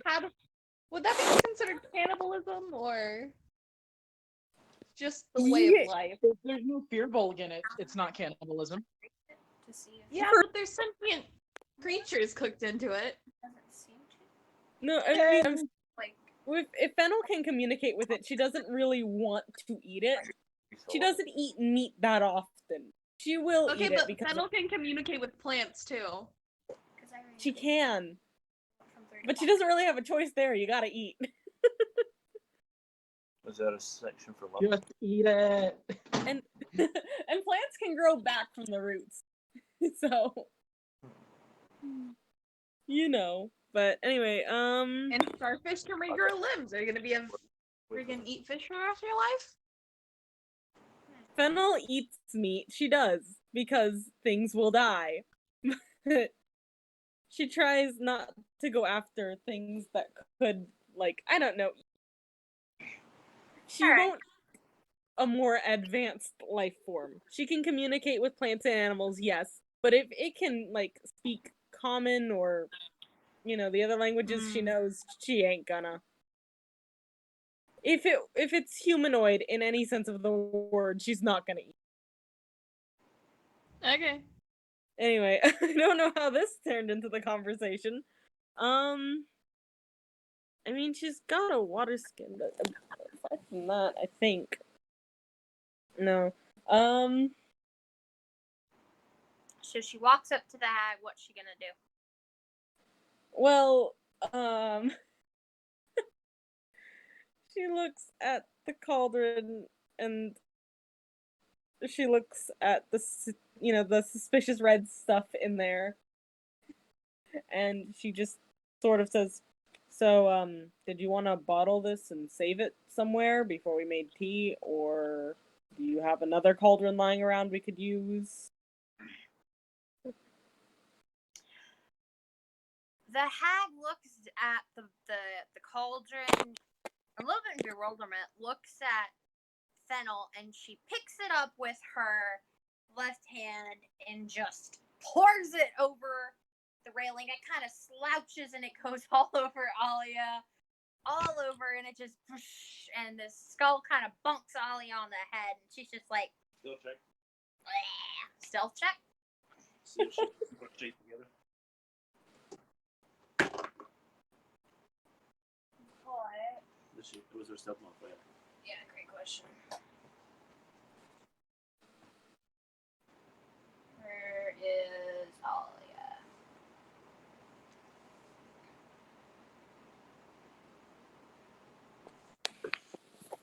+2, so that would be an 11.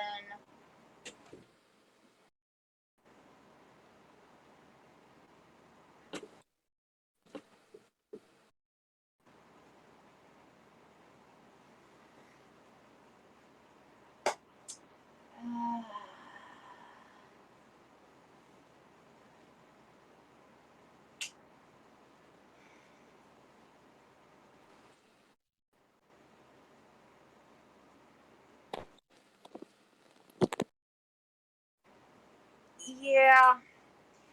Alia is barely able to keep silent as this crap is like getting all over her and her clothes and everything else. The hag looks a little suspicious, but is also very distracted because it's talking.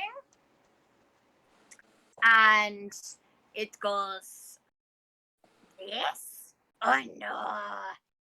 I can make more." And Junks just plops that empty cauldron right down, nearly onto Fennel's foot, and it's just got little residue of that gunk. Just a little residue. Alia's just sitting there going, "Ew." She's gonna murder this hag. She's gonna murder this hag in her sleep. Alia cannot do a very good saving or like any sort of roll to save her life. Mm-hmm. She's had a very, very bad day, last 3 days, honestly. Yeah, what was it? Getting kidnapped by kobolds and then Understatement of the Like, lifetime. the whole thing. I'm sorry, what was that, Brett? It was just like, yeah, she's had a rough week. The whole thing with the getting kidnapped and then the rats. and being put in a coffin. Mm-hmm. That would screw with someone, I think. Yeah. Yeah. And then the goal, basically trying to tear a jugular. Yeah. And falling. Just for To be fair, everyone in this campaign right now is having a bad day. Yeah. Miri's having a grand old time. Having a bad day. I love it. Speak for yourself. Fennel's Find about some to get a new justice. customer. All right. But so what's Fennel gonna say? Fennel kind of looks at it and she looks at some of the residue and she nods and she reaches into the cauldron and with her hand just kind of wipes it down and then shakes her arm off outside of the cauldron.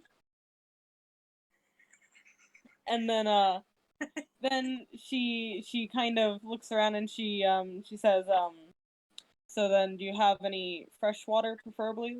Any water will do, but fresh water and perhaps a fire we can put this on. The hag kind of blinks and she turns around and she's like, "Well, there's a fire."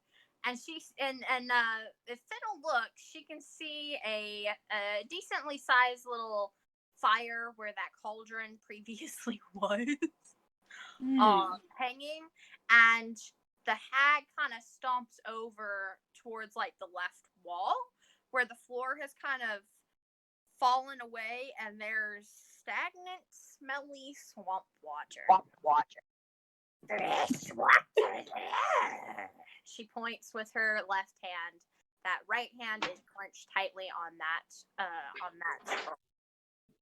Mm-hmm. Fennel, So- okay. Is Fennel gonna follow? Is she gonna stay by the cauldron? Fennel's gonna try to pick up the cauldron and bring it towards the fire. Oh, roll strength check on that one. Yeah. Okay, that's a 13, but that's plus 3, so that's a 16 plus 2, that's an 18. Fennel is able to lift it with a couple of grunts. It's quite noisy, it's a heavy damn cauldron, but Fennel manages it. And the hag looks on, quite impressed, kind of very thoroughly distracted, and quite excited at the fact that she's about to get tea. And as this is going on, Alia's gonna attempt to do a thing. Alia, let's see here. Hang on. Sorry, I'm having to read it. Oh gosh. Oh hell yeah. Alia, she sees that there's like 5 candles in the corner where she's at. And so she casts Druidcraft, which is a cantrip. Hey, quick question. Sorry to interrupt, but did anybody else hear that really high-pitched noise? I did. Yes. Maybe it was Undead. That was my B. I forgot I wasn't muted. That's all good. So That Alia, was my grade.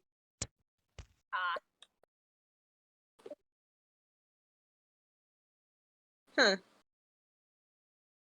My fridge screams at me. It hates me. Oh dear. Technology will kill us all one day.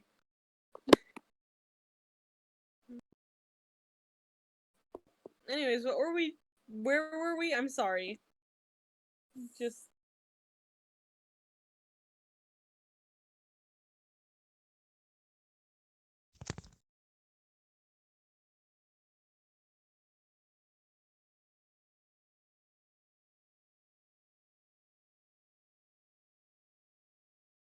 And now there's silence? Yeah. Quest, you good? Yeah, sorry. Everything went quiet and my connection was like loading. I think everybody's connection is kind of on the fritz. Kit, can you hear us? Salt? Humans. Fair mortals, do you read me? I'm going to assume no. Yeah. Oh, there they go. And another one bites the dust. And another one's gone, and another one's gone. All right, Another I don't know what one's just happened. The phone was weird. wasn't it? Another one bites the dust.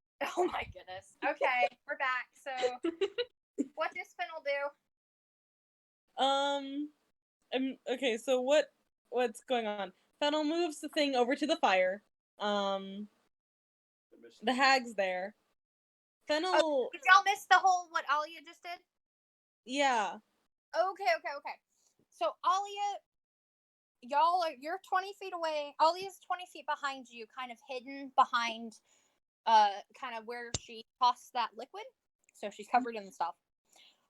There's some candles nearby, and Alia cast Druidcraft to snuff one of them out, the one directly in front of her, to kind of make it a little bit shadowy so she can potentially hide. Mm-hmm. Does the hag have dark vision though? Does she? Yeah, I need to check that.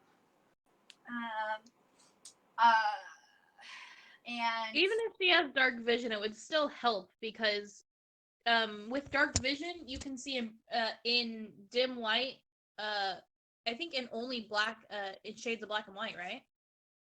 yeah, Oh, yeah. It I'm kind not of depends on the actually race. thinking about dark vision. Depending on the type of dark vision you have. Like Okay. my Genasi can see in with dark vision, but everything's a shade of red for him. Oh, wait. Where do I see that? Actually, Hang on, I gotta check. I think Fennel's got the worst sight. okay, yeah, I can only see in shades of gray, so I guess that's a tiefling thing. Fennel Okay, can wait. but so Fennel doesn't notice it, and neither does the hag, because the hag's about 15 feet in front of Fennel, and its attention is split between the water and Fennel. Yep. And it has dark vision of 60 feet. Dim light, and in darkness, as if it were dim light. It cannot discern color in darkness, only shades of gray. So. Its vision is based on movement. So your very bright orange tiefling is safe. Yeah. I'm so glad. I did not design her to be stealthy. Says that she can see orange. No, I'm not gonna do that. So, what does Fennel want to do? Well, Fennel looks around. Is there like a what do you call it? Like a ladle nearby or something? Could I ask the hag instead of having to do a perception? Fair enough. I asked the hag, is there a ladle nearby? What do you generally use to stir this? Or what can I use to pick the water up and put it into the... I just want to see the witch just one arm the cauldron, just drop it in the water and take it out. Yeah, oh same. God.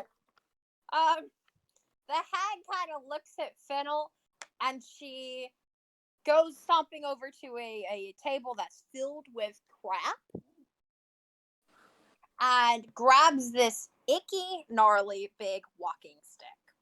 Comes stomping back over, and then she has also this little tiny spoon. So she just drops both of them by Fennel. I'm You'll sorry. be there for an hour. She picked up a what? I missed it. I got the giant, stick. nasty walking stick that has been used for all sorts of crap, and a little spoon that is clean as a whistle.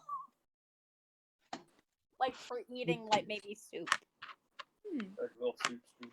Like a little soup spoon, and it most likely is not the hag's. It's a eating utensil. Mm-hmm. Fennel brightens up the spoon because she can use this for tea. And she looks at the walking stick and she's like, well, I don't know exactly what I could use to get the water in. So, what she does is she cups her hands and she thanks the hag for both the spoon and the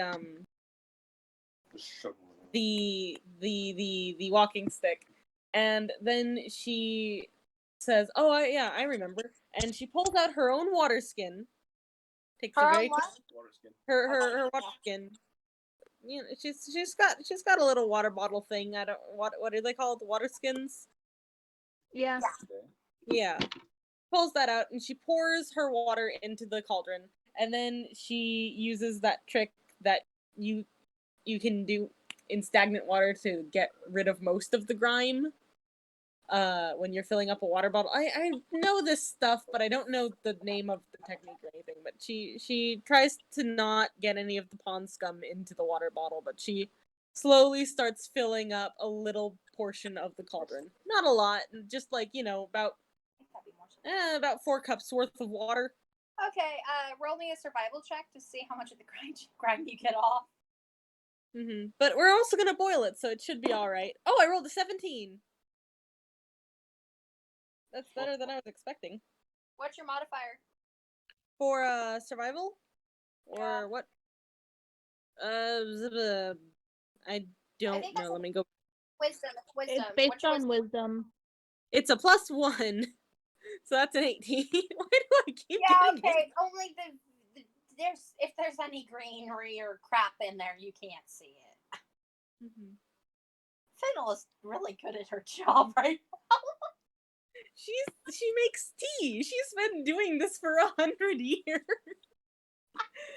I'm wondering if she picked up Thistle's charisma too. Oh,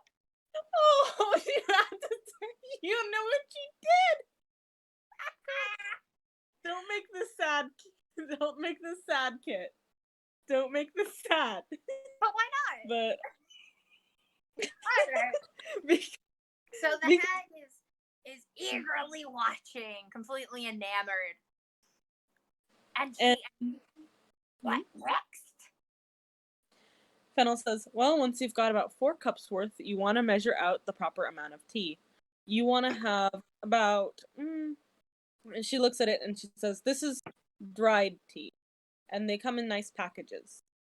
About packages per 4 cups. So about a package per 2 cups of water. And she gestures to the cauldron and she says, what I have in here is roughly 4 cups. So we would be adding 2 tea bags. Do you tend to like sharper flavors or duller flavors? As they are saying this, Alia casts Druid Craft again on a candle, the next candle on the table. Unfortunately, Unfortunately, the hag, as she begins to answer, sees her candle go out. And she walks forward. And Alia just crams herself into the dark as much as possible. Hold on, there's a hag Can I cast thaumaturgy to make all of the candles kind of flicker?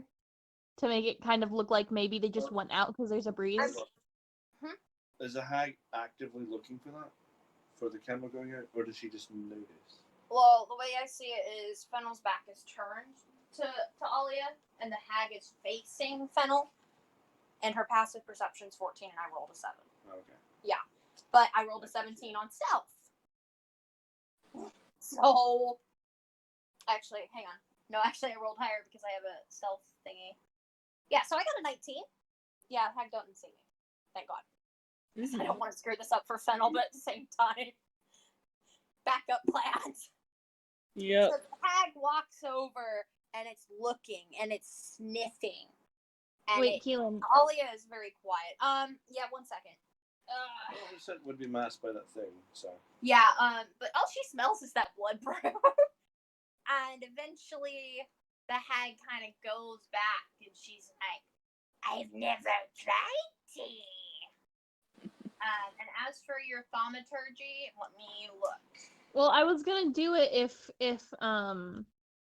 if the hag kept looking, but I guess Well, it doesn't really obviously, matter if she's you know not what's going on with it. actively looking for something Yeah. that caused the candles to You have stop to roll a being perception lit. check in an insight to see if you can tell what the fuck is going on. Because I think you're about 60 feet away from all of this.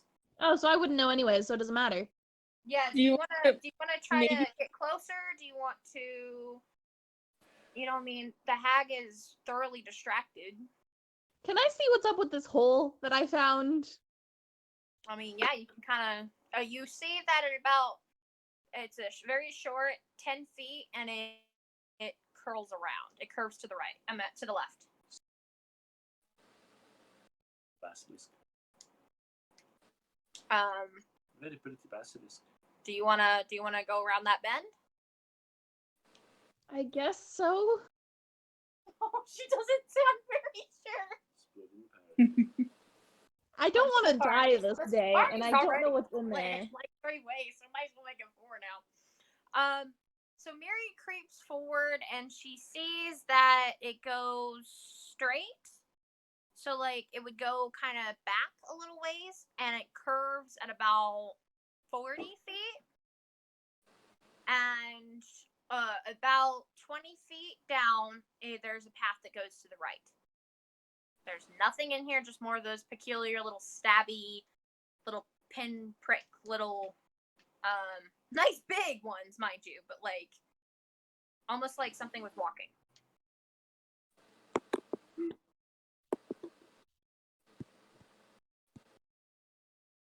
Can I keep following this?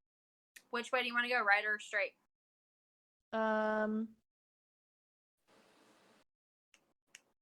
Which way does the little marks go? The marks look. Some of them are going to the right. Most seem to be coming from the right and out, and going straight. Okay, I'll go straight then. So you go straight. And at this point, you can start to begin to hear the hag. And you can kind of turn to see that there is it opens up, and you can kind of see Fennel and the hag. You cannot quite see Alia though. You can only see their heads, but like you're close enough now that you can kind of hear for the most part what's going on. Oh, well, that's a convenient little weird hidden tunnel. I mean, Secret tunnel. but you gotta question what comes from those whole little tunnels. Oh, I think I have a pretty good idea. Anyway, so what I does will- Fennel say to the whole Yes. never had tea bit? All right. Let's see. So I guess Fennel, is the fire going right now? Is like the fire underneath the cauldron brewing? Is it? Yes, and it's quite hot. Mm-hmm. Is the water boiling yet? Sure. All right.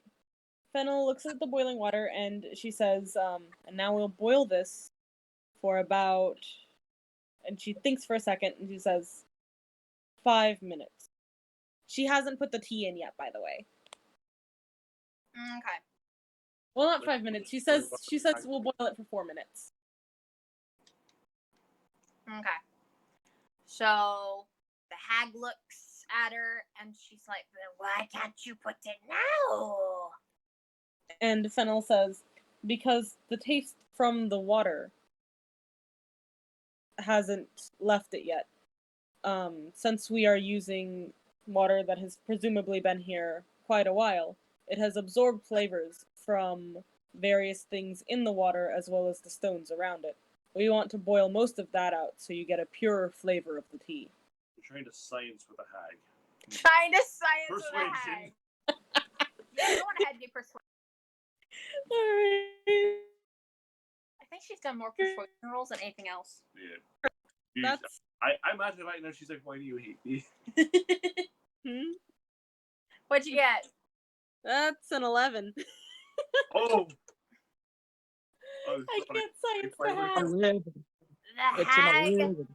although the hag is very focused, so she could take that. You gave her inspiration though. Remember? I did Yeah. give you inspiration. So Do you want to use it now? You can use your inspiration to re-roll.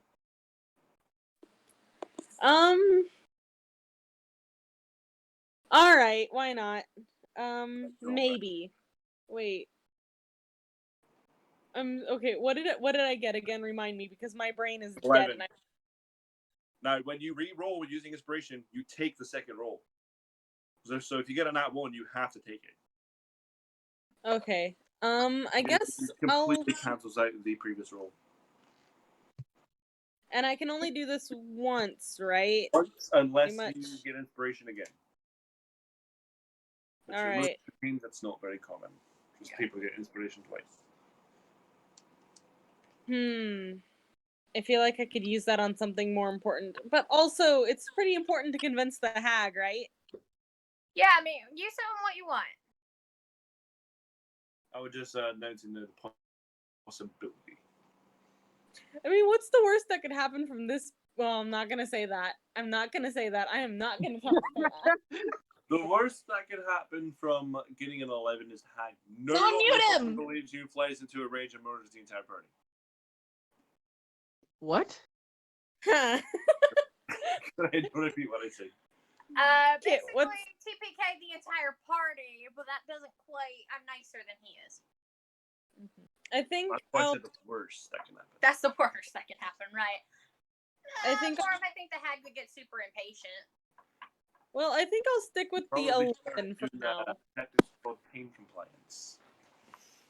The hag blinks and snarls, and she goes to grab the tea.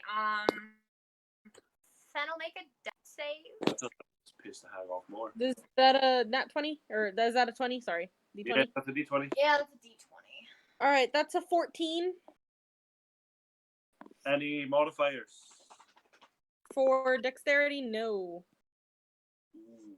So what would I Uh-oh. roll that against? Like, it's dex, which it does just barely beat. What is? Wait, what?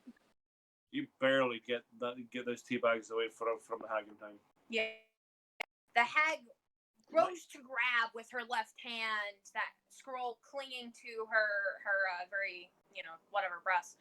And Fennel sees it and just barely pulls her hand out of the way with the tea bags.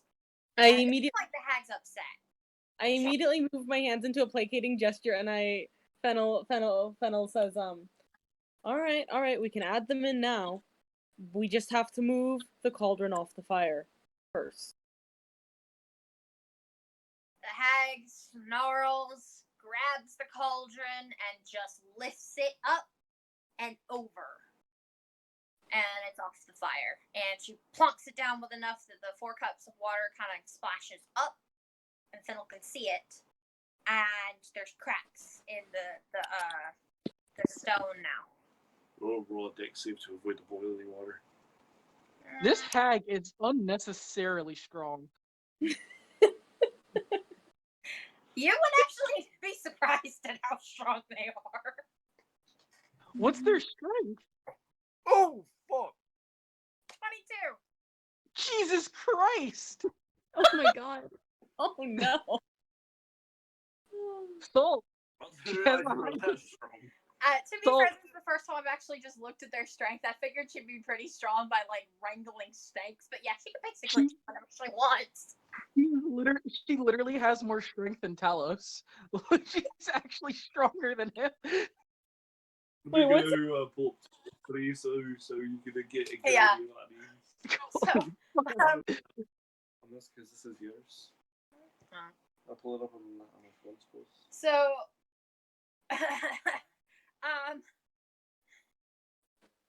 oh god, let me think here. Alia is kind of wanting to keep, like, trying to keep the flames, like, just keep undoing candles a little bit. Maybe try to see if she can take anything from the tables or see what she can see, but she's not too sure. What does the party think? I mean, the hag seems fairly distracted by Fennel. True. Does Miri want to? He's the strongest one in the party. Okay. But I think he has proficiency in strength. Does Miri want to chime in or do anything?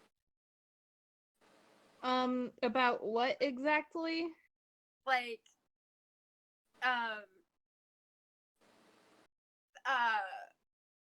Alia's wanting to keep like undoing the snuffing out the flames and trying to make it dark enough to where she might be able to like just pop over and do like a perception to see if she could see anything. But she's not sure if this is the right time. I mean, Miri doesn't know what Alia's doing. Can she now see Olia? She can't quite see Alia. Does Miri want to come out? No. Miri wants to stay hidden unless it is literally not possible.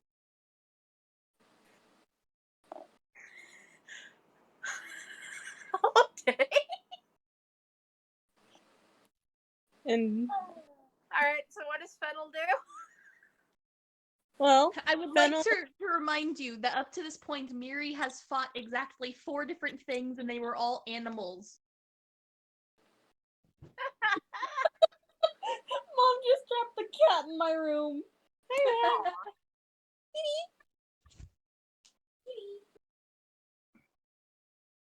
I snatched the cat. Rags. Roll Oh, to you're- see if you snatch it. What? Roll to see if you snatch the cat. Roll to see if I snatched the cat. I rolled a 15. I have successfully snatched the cat. Alright. So, but what does Fennel do? Fennel looks at the water and takes about 15 seconds or so for the water to stop boiling, because it's off the flame now. And then she puts the 2 tea bags in and sits down cross-legged on the floor and says, like any good potion, now we wait. And she says about 5 minutes. And I know you are impatient because tea is a delicacy. But if we do not wait, then we will get watery tea, which is almost as bad as bitter tea.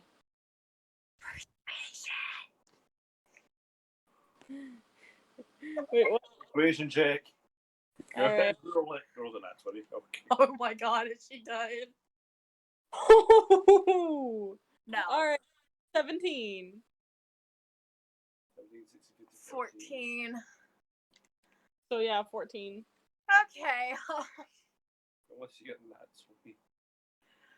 The hag is Also irritated at the moment. very irritated, and she's stomping, and she's stalking around Fennel. But she waits. And her entire focus is on Fennel currently. She's really unhappy.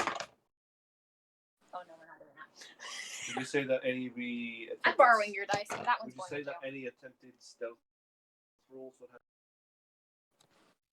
I would say so. Okay. Yeah. That helps me, thank you. So, Roll 2 nat ones. I just rolled 2 nat ones, literally. No, I'm not doing that shit. No, mark, Nope. mark it down. I am marking it you down rolled that I 2 did nat it, ones. but I'm not actually going to do what I was thinking. She just rolled 2 nat ones in a row. On Oh. advantage. Oh, On an advantage. bad luck. With his dice, too! The ones that seem to like. Hold on. Let me see what I roll for you. Where'd it go? Where'd you put it? Oh, put it there. For me, I rolled it. Okay. I was about to say, what the fuck's wrong with the die? Because he rolled a nat 1 the first time. Alright, so does, I think Allie is just gonna stay put. she's quite concerned watching this. Is Mary staying put too? Yes. All right, we're just gonna do time skip. 5 minutes later, or however many minutes later. Fennel's turn. Yes, Fennel stands up at the 5-minute mark, and she carefully pulls the tea bags out, and she takes the spoon, and she wipes it on her tunic just a little bit because it was sitting on the floor. And gosh, she's gonna regret this. She takes it out and in front of the hag, takes a small sip out of the spoon, testing the temperature to see if it's well, and it's done. And because she's made tea 10,000 times, I'm gonna just say it's some good tea. Go ahead and roll Perception. Constitution, actually. Oh, fuck. Because it's the swamp water didn't boil properly. Alright, Constitution. Dave. But how good are her acting? I'm sorry, you cut out what? A 9. Poison. Oh, Some not quite poison, but Fennel's stomach begins to churn. Mm-hmm. And it Make a doesn't. deception check It's an quickly. oof. She's gonna throw up. She'll In front throw of- up in 3 turns. Okay. So she's feeling queasy. What does she do? She gonna offer some to the hag? Yes. She turns to the hag. The hag's eating who knows what. But she does pull some mint out of her pouch to munch on that as well. Discreetly. I might need to roll sneak for that. She's not trying to be deceptive. She just You wants. have to roll a sleight of hand for that if you don't want her to notice. Well, it doesn't really matter if she does or doesn't. It's just she kind of, sort of like, you know how you might pull your phone out to check the time and then put it away? She does that with the mint. And then she offers the key to the hag. Hag eagerly takes the spoon and slurps.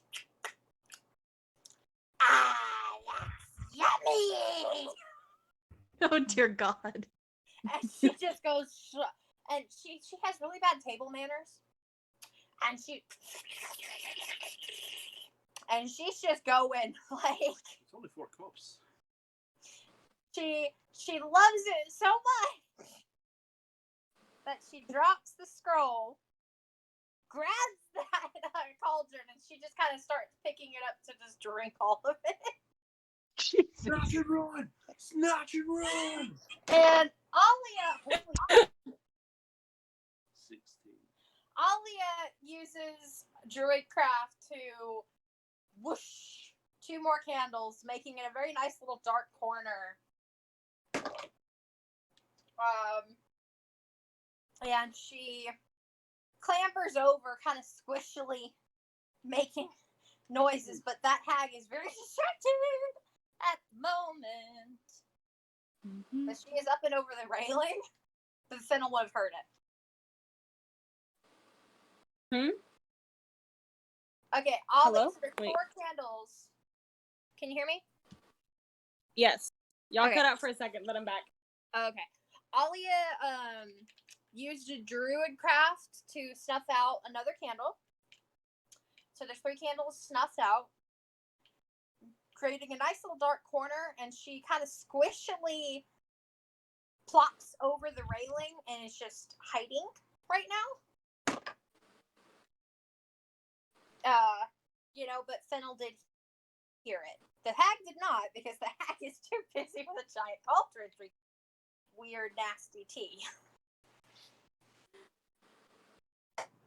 Fennel casually reaches down, picks up the scroll, tucks it in her tea pouch, and then as the hag is still drinking, it just kind Sleight of of hand with advantage. Oh god.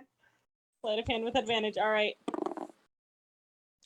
Oh, an 18. I've been rolling a lot of 18s today. You could yeah. Roll again to see if you get a nat 20. Did Just I? Well, that's what advantage is. You roll twice, so. All right, You roll I'll twice and whatever's highest. All right, hang on. I rolled off.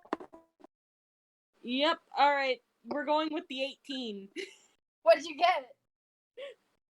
No. Oh my god! Alright. That's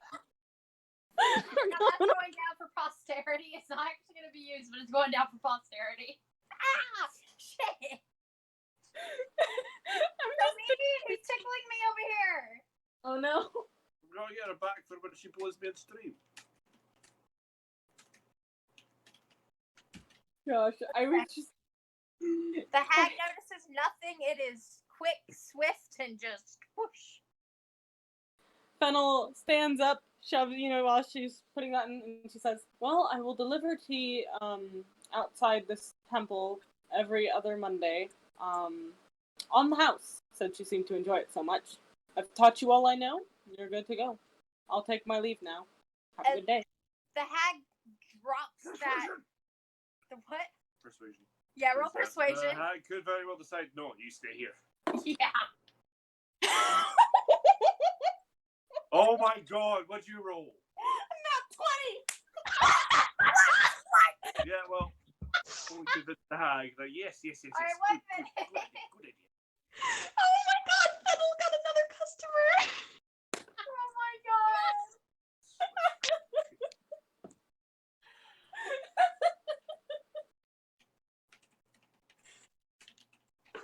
Red, your luck is incredible. It really is. I'm tickling. I'm trying to type, damn it. Gosh, I'm gonna polish these dice after today. These are going in the Hall of Fame. Yeah, they really are. I'm writing. That's why I'm writing down all nat ones and nat 20s, just because I want to know. Mm-hmm.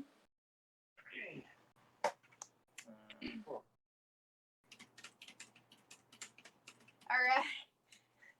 Fennel rolled a nat 20 on persuasion, and the hag is now a new customer. This is not how I was expecting them to go. That means that they're just free to walk out then. Oh no, the other two will have to stealth their way The out. other two will have Fennel's to stealth free away. to just walk her way out. Oh my god. But we only have one of the scrolls.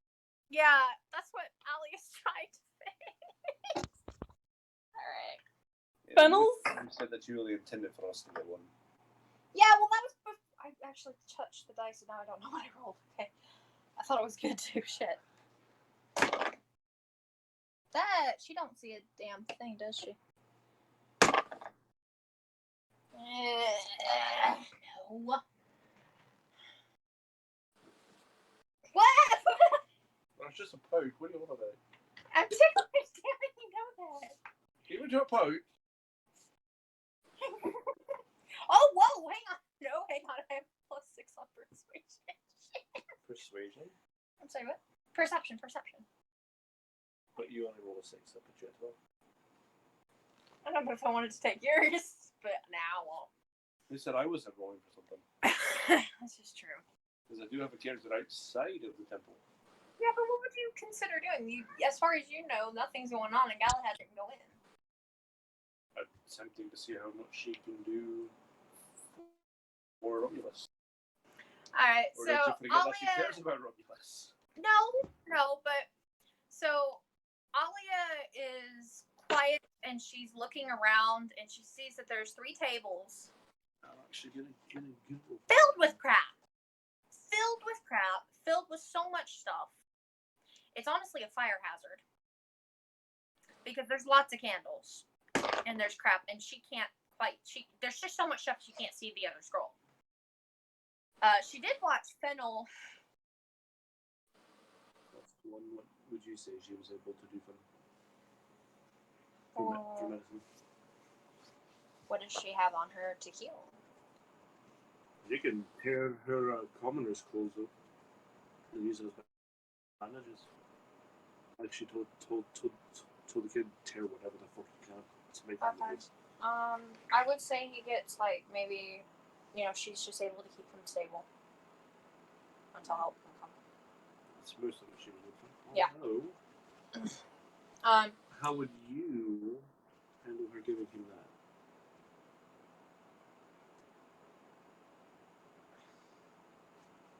I don't know. Because it doesn't specify any races in particular. It's just general. What would you want? Because it would not, his health boy would not fully restore him ever. I mean, He would need to use like 10 of these things. 4d4 plus 4 hit points. I would say maybe if I were to allow it, I'd cut it in half because it's an animal and different.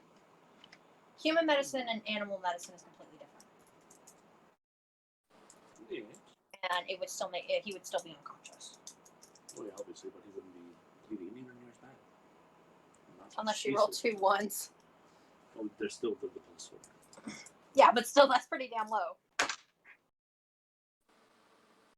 How can you even see with those dice? Anyway. 2 and 4.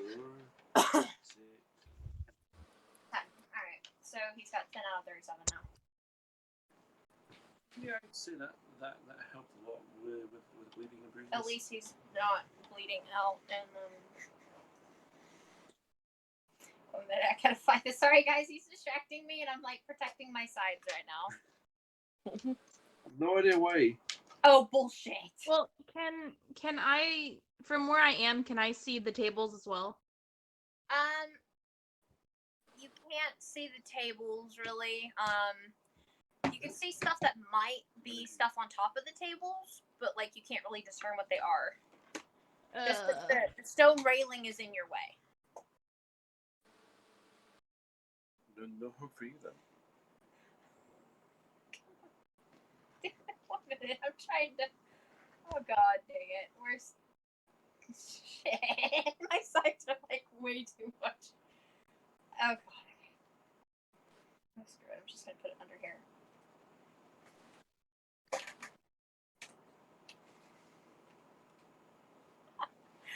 Okay. So Alia did see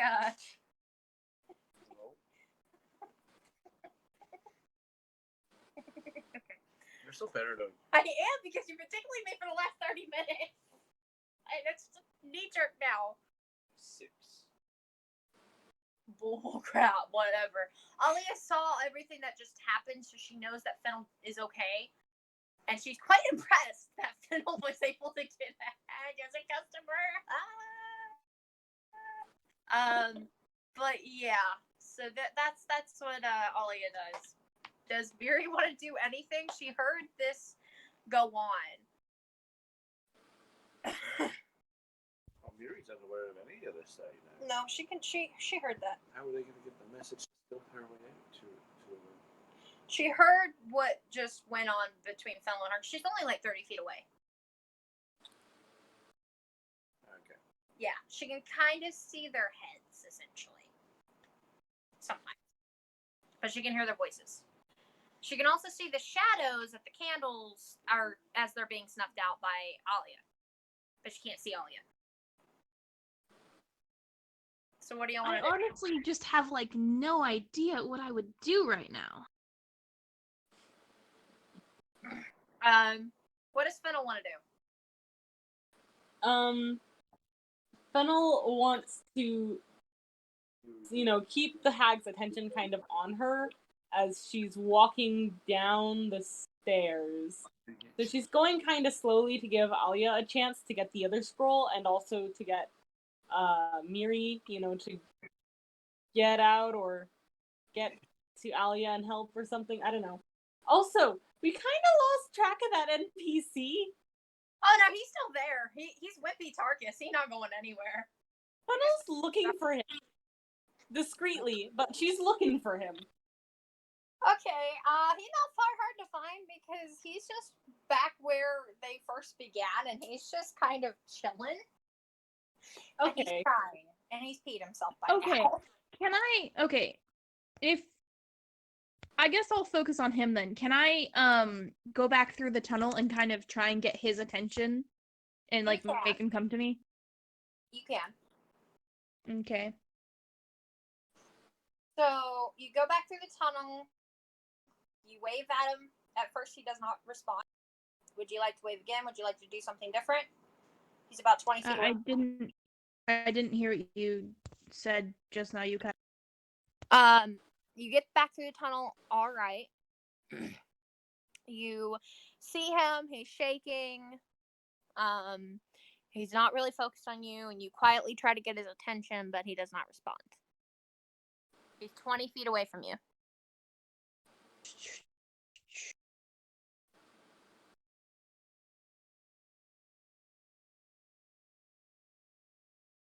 So what are you gonna do?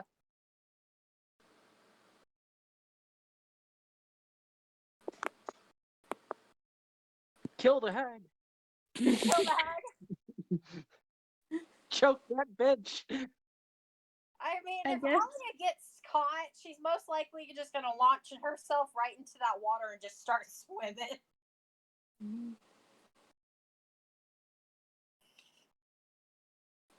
I'm trying to see if I have like something I could throw at him, but I don't.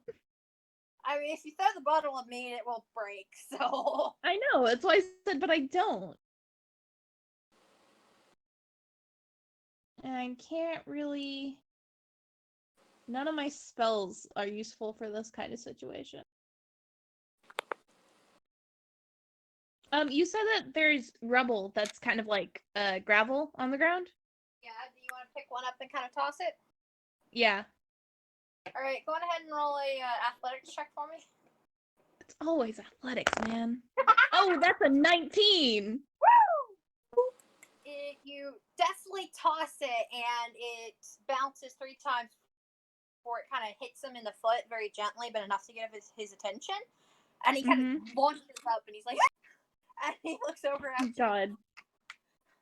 But does not seem that the hag is heard because, y'all are far enough away. Okay, I'm just gonna like motion for him to come here, like urgently. He quietly. Well, let's see here. Oh! I just got a nat 20. Oh, I was really worried for a moment. Well, even if he's Wimpy Tarkus, he gets over there as fast, like quietly as possible. He has a lot of practice for bullets. Patient. Nice. And he is whimpering up a storm. Alrighty. So Fennel's like she's walking away. Did she leave some tea with the hag maybe? She did. She left, some tea and yeah. Okay, so the hag is she grabs this tea and she's just so enamored with it. And she's like, I want more tea. Leave it on the pedestals outside. And she's found the grimy, nasty, like she's making banging pots and pans. She's gonna make this tea right now. She loved it. So is Fennel, does Fennel see Alia? Does she trying to get her out of there? Fennel,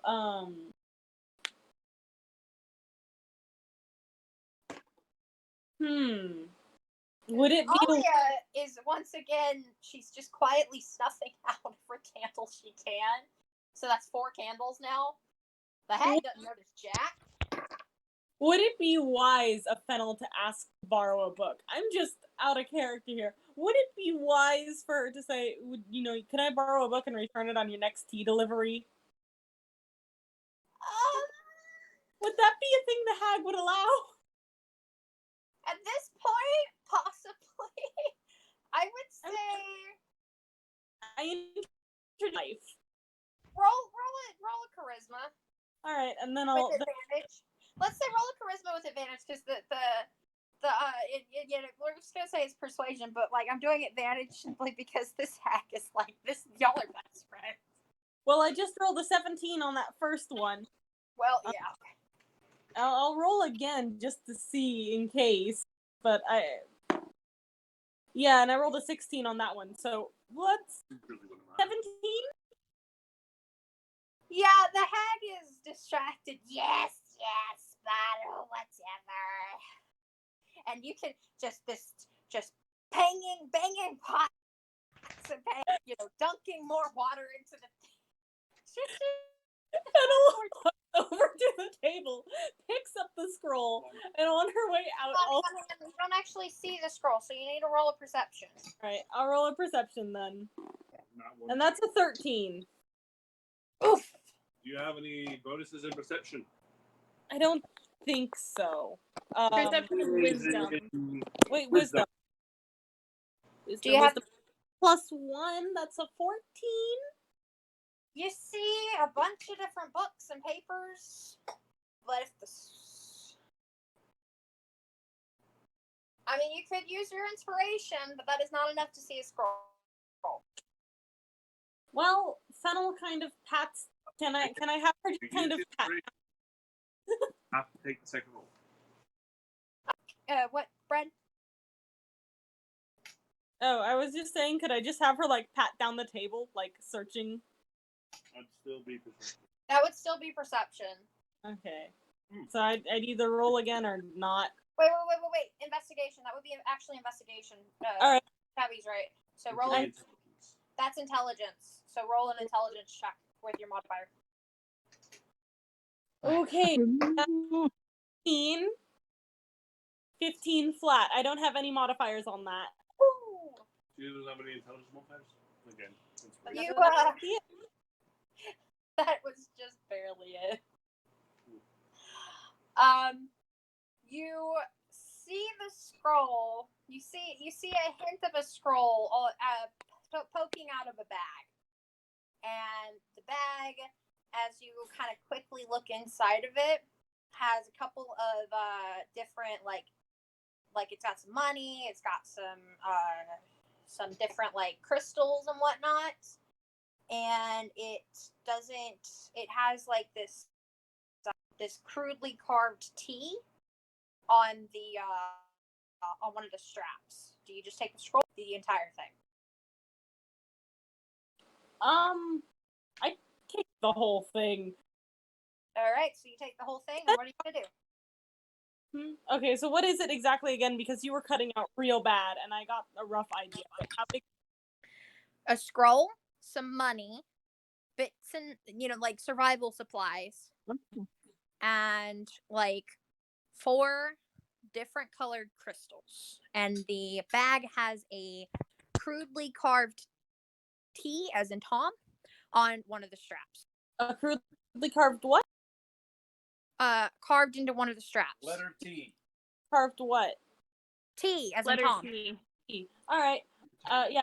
Takes the whole thing and she just kind of slings the bag over her shoulder. She puts the stuff in it, and she walks downstairs and she picks up her axe and she kind of looks around and motions for the others to follow. Like, ow. Alia is back up at the stairs, still in the corner. Gosh darn it. Fennel at the bottom of the tower, Fennel at the entranceway says, "Thank you for your business. I'll return your books on the stair with the on the pedestal with the tea on your next delivery." And she marches out,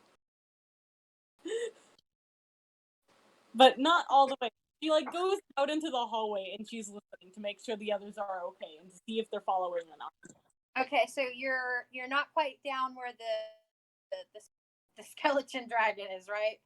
Yeah, no, I'm just kind of outside of the room. Like, if you walked in, you wouldn't really see me. But if you were in the room, you heard me walk down that hallway. He said to try to move. What was it? Stealth trying to move out of the corner.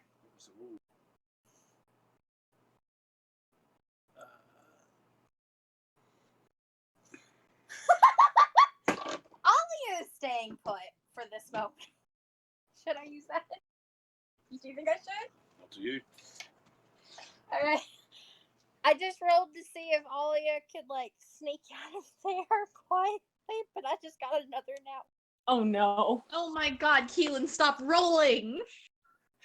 I'll roll for you. I've got a good dice. Vince just rolled for me and it's an 18. Should I take it? I'm gonna let y'all decide this. Please! Take Please! it. No, you're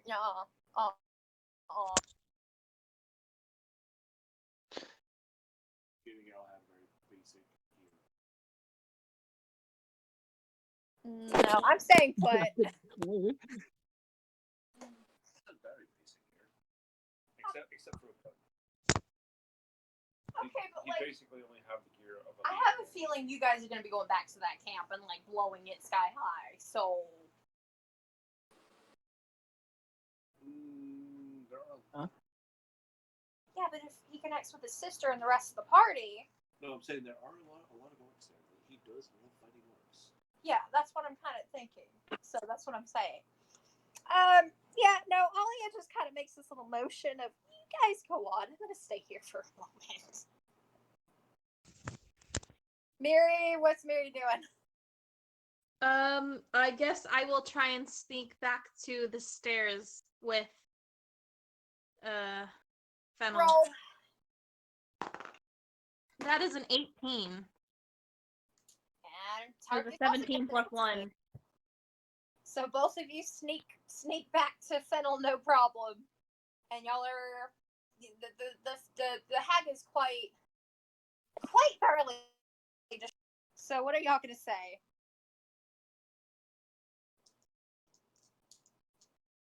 Like, y'all can talk. It's fine. Oh. I'm just gonna... Miri just looks at Fennel and just pats her on the shoulder and nods. Wait. Off with advantage because the hag's distracted. Still on fire. Oh shit! I forgot about that. Oh yeah, no, it wouldn't. Then that one wouldn't matter. Okay, I'm sorry. What? I'm sorry. I was. Miri just pats Fennel on the shoulder and nods. All right, and what's Fennel do? Fennel nods back and gives a thumbs up. Oh my goodness. Now, Tarkus does notice that he starts getting quite happy because Fennel has his backpack and he would like it back. Oh, it's his stuff. That's lame. Well, not the scroll, but the other stuff. Okay, so. Keep the Fennel gold will as payment. give it back to him when they get out of the temple. Keep the gold as payment. He nods eagerly and he's like, I don't have much, but I'll give you what I got. My mommy made me that backpack. Fennel smiles and she is, just kind of quietly says back, it is good to have keepsakes of the ones we hold dear. You bag back, but I'd like to carry it as I am carrying a lot of things with me right now. Well, she just pulls it off and she puts it back on top of him. All right. Alia starts sneaking her way down the stairs, completely covered in goop. But she's able to kind of smush her footprints to where they don't look quite proper for like 30 feet. And then her legs start getting tired on her. And so she starts kind of making noise about after 35 feet. But the hag does not notice, actually. She's really, really intent on that tea, Fennel. So, yeah. Alia finally just gets back to the party. Let's just put it that way. I just think I just rolled another nat 1. So, yay. Your dice are just bad. Yeah, I really want to get another set. You can order them on Amazon. Yeah. Going to, but I'm trying to be a little careful because we're doing the whole thing with Gran. So Yeah. Yeah. Vince is just sitting here looking at my number, like how many nat ones I've rolled tonight. He's just like, let me roll for you. it's found. What kind of dice do you have? Are they metal? Yeah, they're metal. They're the ones that I showed you. That's Oh, cool. yeah. Kit, can you tell Salt to check his phone? He's looking right now. All right, so the party is back together. Alia is gross, nasty, and she just tells Fennel, good job.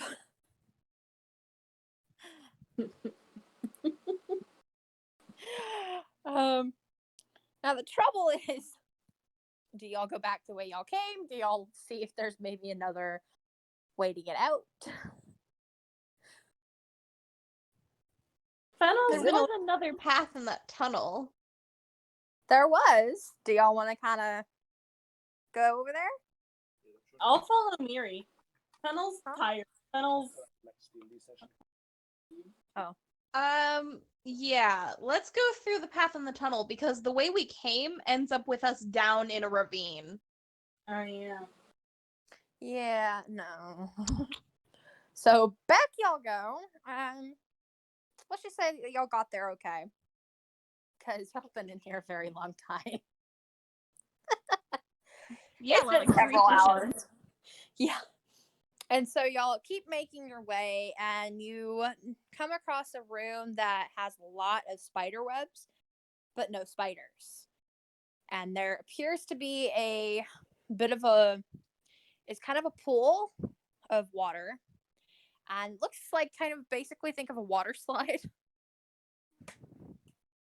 So, and there's light. Fennel looks at the other.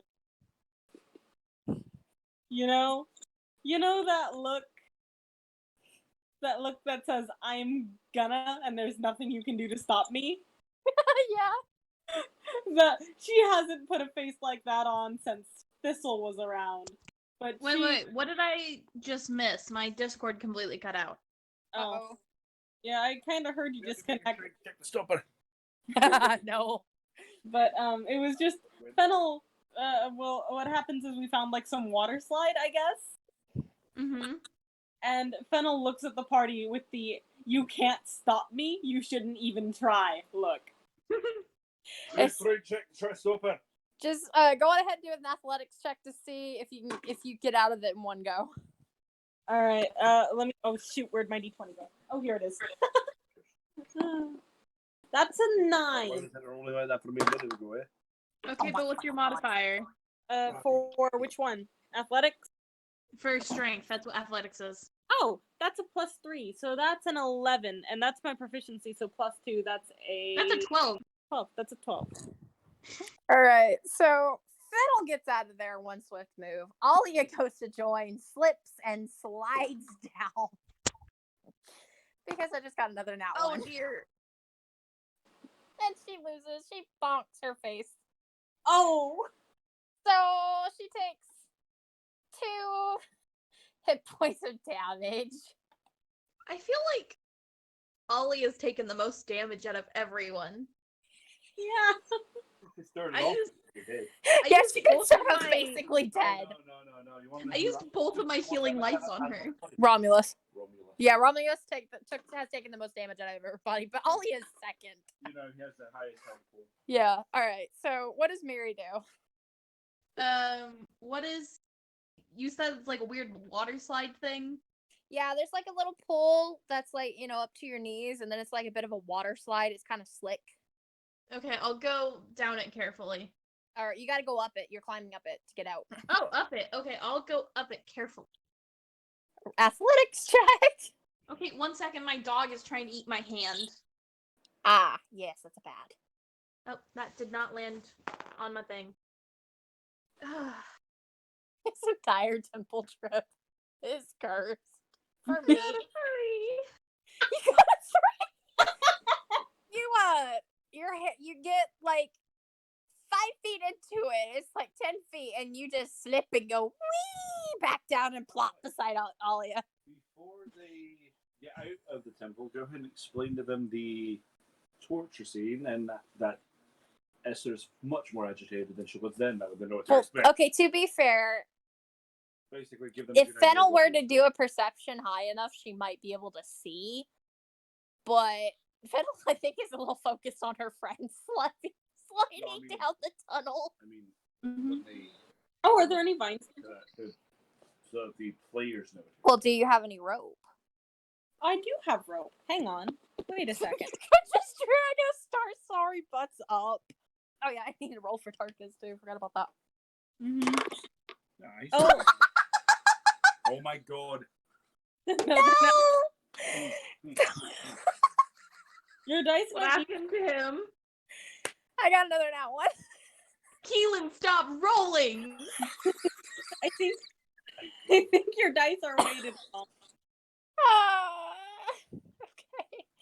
So yeah, Tarkus doesn't make it up either. Okay. Which of the D&D gods did you piss off? Probably that one lobster statue. Oh no! The answer is yes. She pissed off yes. Yeah. All right, Fennel. What's Fennel gonna do? Fennel's gonna plant her feet in the ground and throw down the rope she has. All right. I know Ollie is gonna grab onto it. Yeah, in a minute. I'm gonna let everybody grab onto it first. Trying to check to see if she can even throw the rope. Yeah, no. She's in a tunnel. Okay. Roll 2 strength checks for me. Or dexterity. All right.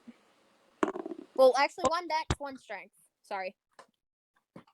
Oh boy! He's in a pretty narrow tunnel, so. I'm gonna say I rolled this badly because it's a slippery room, and also because your bad luck is starting to rub off on me. That one. No, that's a 4. Oh damn. not quite a that one. But not one. But that's a 4. 7, 9. That's a 9 with the modifiers for strength. Hold on. Oi. Keelan's been rolling no but nat once for the last half hour. I've been having to do second rolls for her. Yep. And that's an 8 on the dexterity. Gets high rolls for her, but my dice don't like me. Maybe y'all The rope kind of kinks, and it's not cooperating to even reach them. So does she want to kind of do another dex to flick it?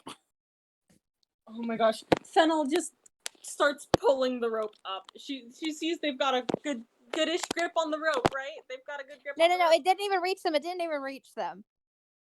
Oh, it didn't even reach them. Okay. Yeah, so kind of maybe start flicking it, kind of trying to get it further down. So, like... Alternatively, I think I walk it in, just choke that shit. Oh god, but knowing my luck, that would hit Alia in the face and she'd die. Hold on. I think Fennel. Alright. Here's an idea. Find a rock, pull the rope back up, tie the end to it, and just chuck it. That might kill someone with Fennel's strength. As long as they don't roll low, they'll be fine.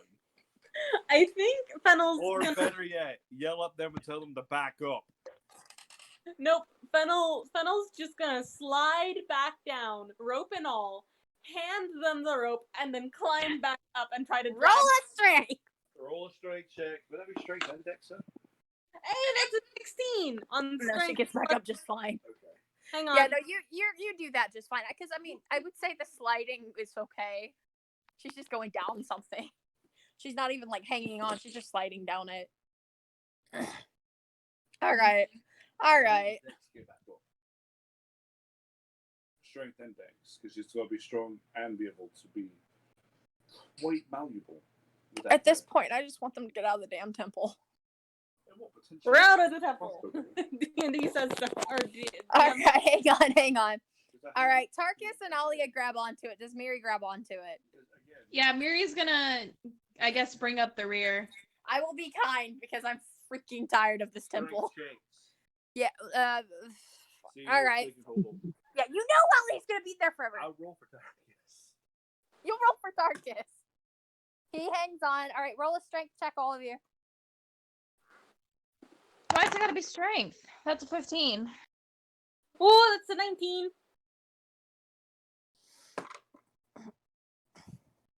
I'm going with that one. I don't care anymore. Yeah, everybody gets out of the temple. We're just gonna go with that. I didn't roll in that one, but I got a 9, so... Lazy DM. Oh, no, Undead. They've been in that temple for near on 3 days now. Not, well, 3 sessions, but about 7 hours, honest to God. Like, Jesus. we're done. I'm tired of this. Out of the temple. We're all... The orders. Beam me up, Len. Yeah, we were gonna starve down there.